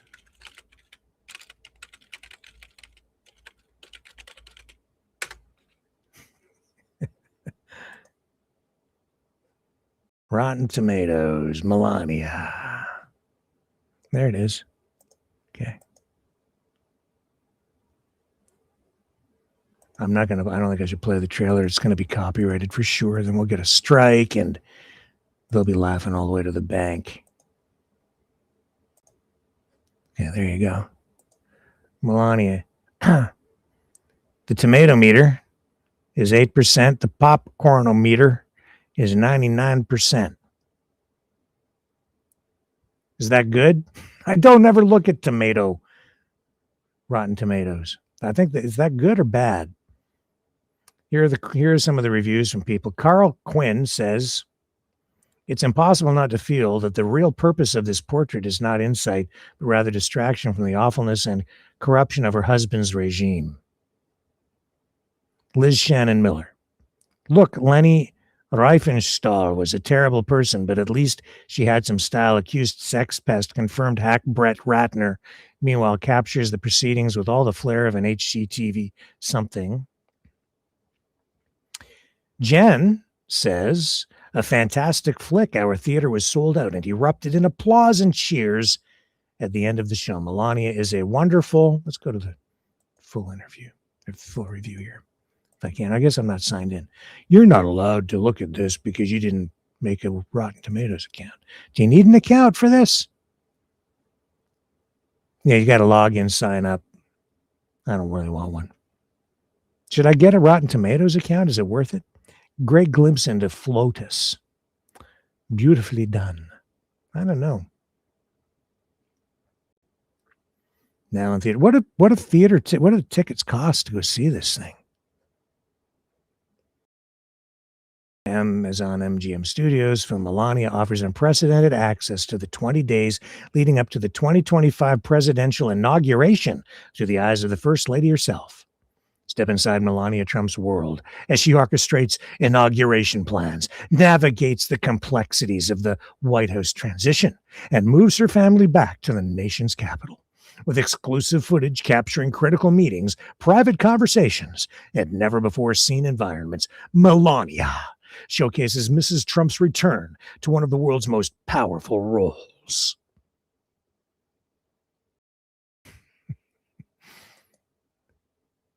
How much are tickets?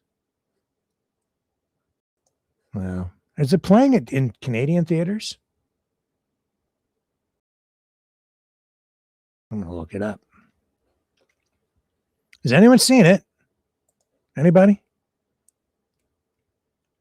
Yes, the Stoke teacher. She is a stunning looking woman for sure, but we'll pass on the movie. Yeah, I don't really want to watch it. I don't think anybody wants to see it.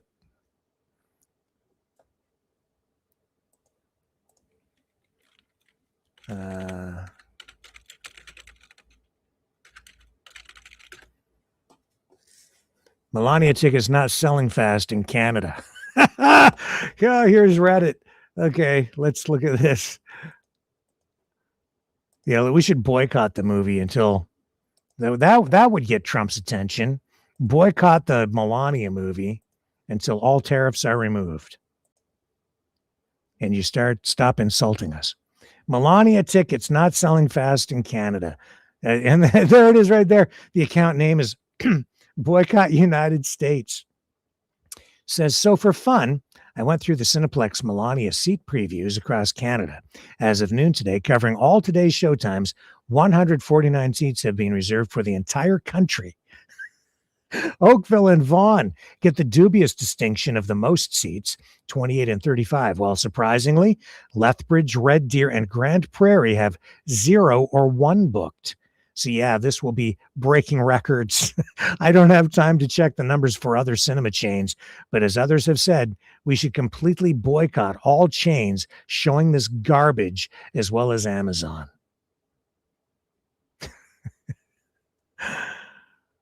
There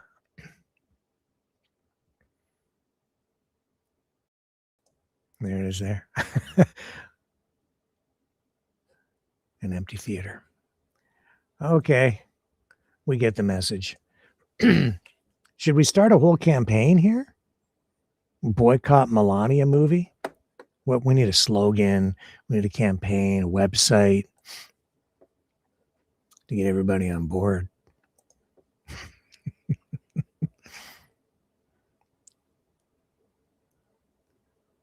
$12.72 B51. I don't know. What does that mean? 1272 B50. You want a B51? You'd be better off being a B52 than a B51. You want to be the 51st state? 1272? Go get yourself a B52 and rethink that. Okay? Just as a Canadian to another Canadian. I'm not big on that, as you all know. But hey, you do you. If you want to be a 51 and bend the knee.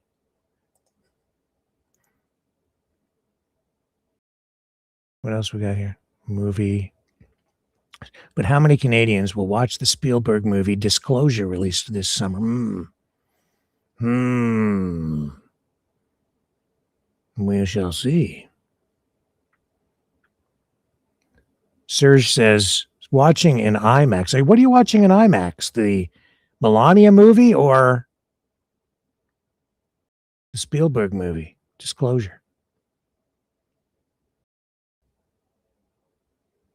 I don't know. Oh dear, the theater is fuller on Friday night. Maverick News movie night. Yeah.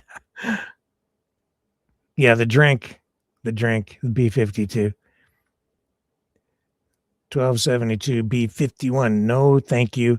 I had B52s taking off over a motel room one night in Plattsburgh. That would keep you awake. It's my mom's birthday today, and she's been having trouble sleeping. So I got her a gift. I got her one of those white noise machines. So tonight, I hope she drifts off. Not to the sound of B-52s. I made a joke. I said, I was going to get you the one with all the war sound effects on it, but I thought might not work too well for you. So I got you the one with ocean sounds and birds instead. I think she's going to try to drift off to the sound of waves slowly washing ashore on a sandy beach tonight. And I hope she sleeps well. 89 years old. Happy birthday, Mom. Love you guys. I will see you all back here tomorrow. 7 p.m. Eastern. On the flip side, what do you want to hear? How about another Captain Ass Kicker version 2? Here we go. Y'all better stand back. He's laced up his boots, cracked open a cold one. And somebody's about to get TA!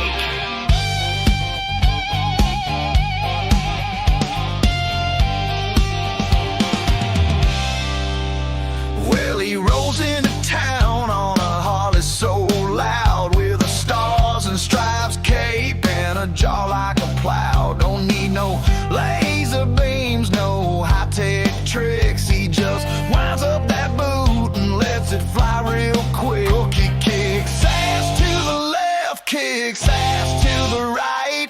Captain Ass Kicker's looking for a fight. From sundown to sunrise, he'll brawl and bite, 'cause Captain Ass Kicker is alright.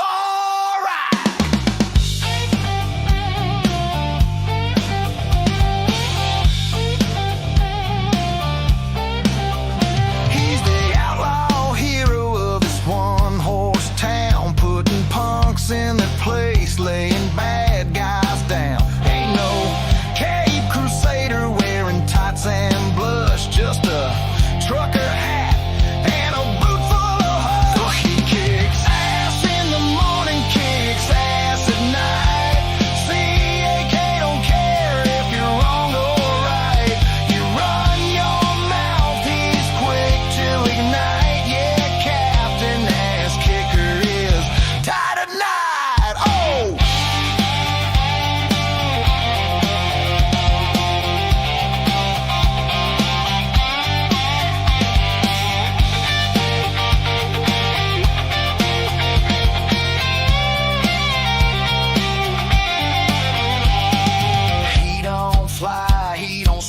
hang from no thread. He'll just kick your ego straight out of your head. Justice don't come with a judge and a gavel. It comes with a boot and a trail of gravel. He's banned from 6 states and a Waffle House, but the people still cheer when he clears the louds. He don't play nice, don't read no scripts. He just cocked his foot. Oh, there it ripped. He kicks ass in the east, kicks ass in the west. CAK don't sleep, he don't need rest. If there's trouble brewing, he's your invite. Captain Ass Kicker is bringing the fight.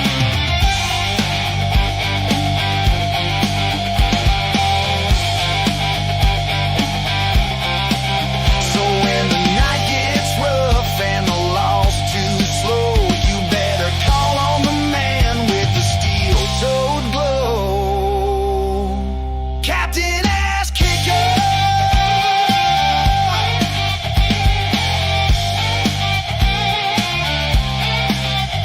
Kicking ass since the day he learned to walk.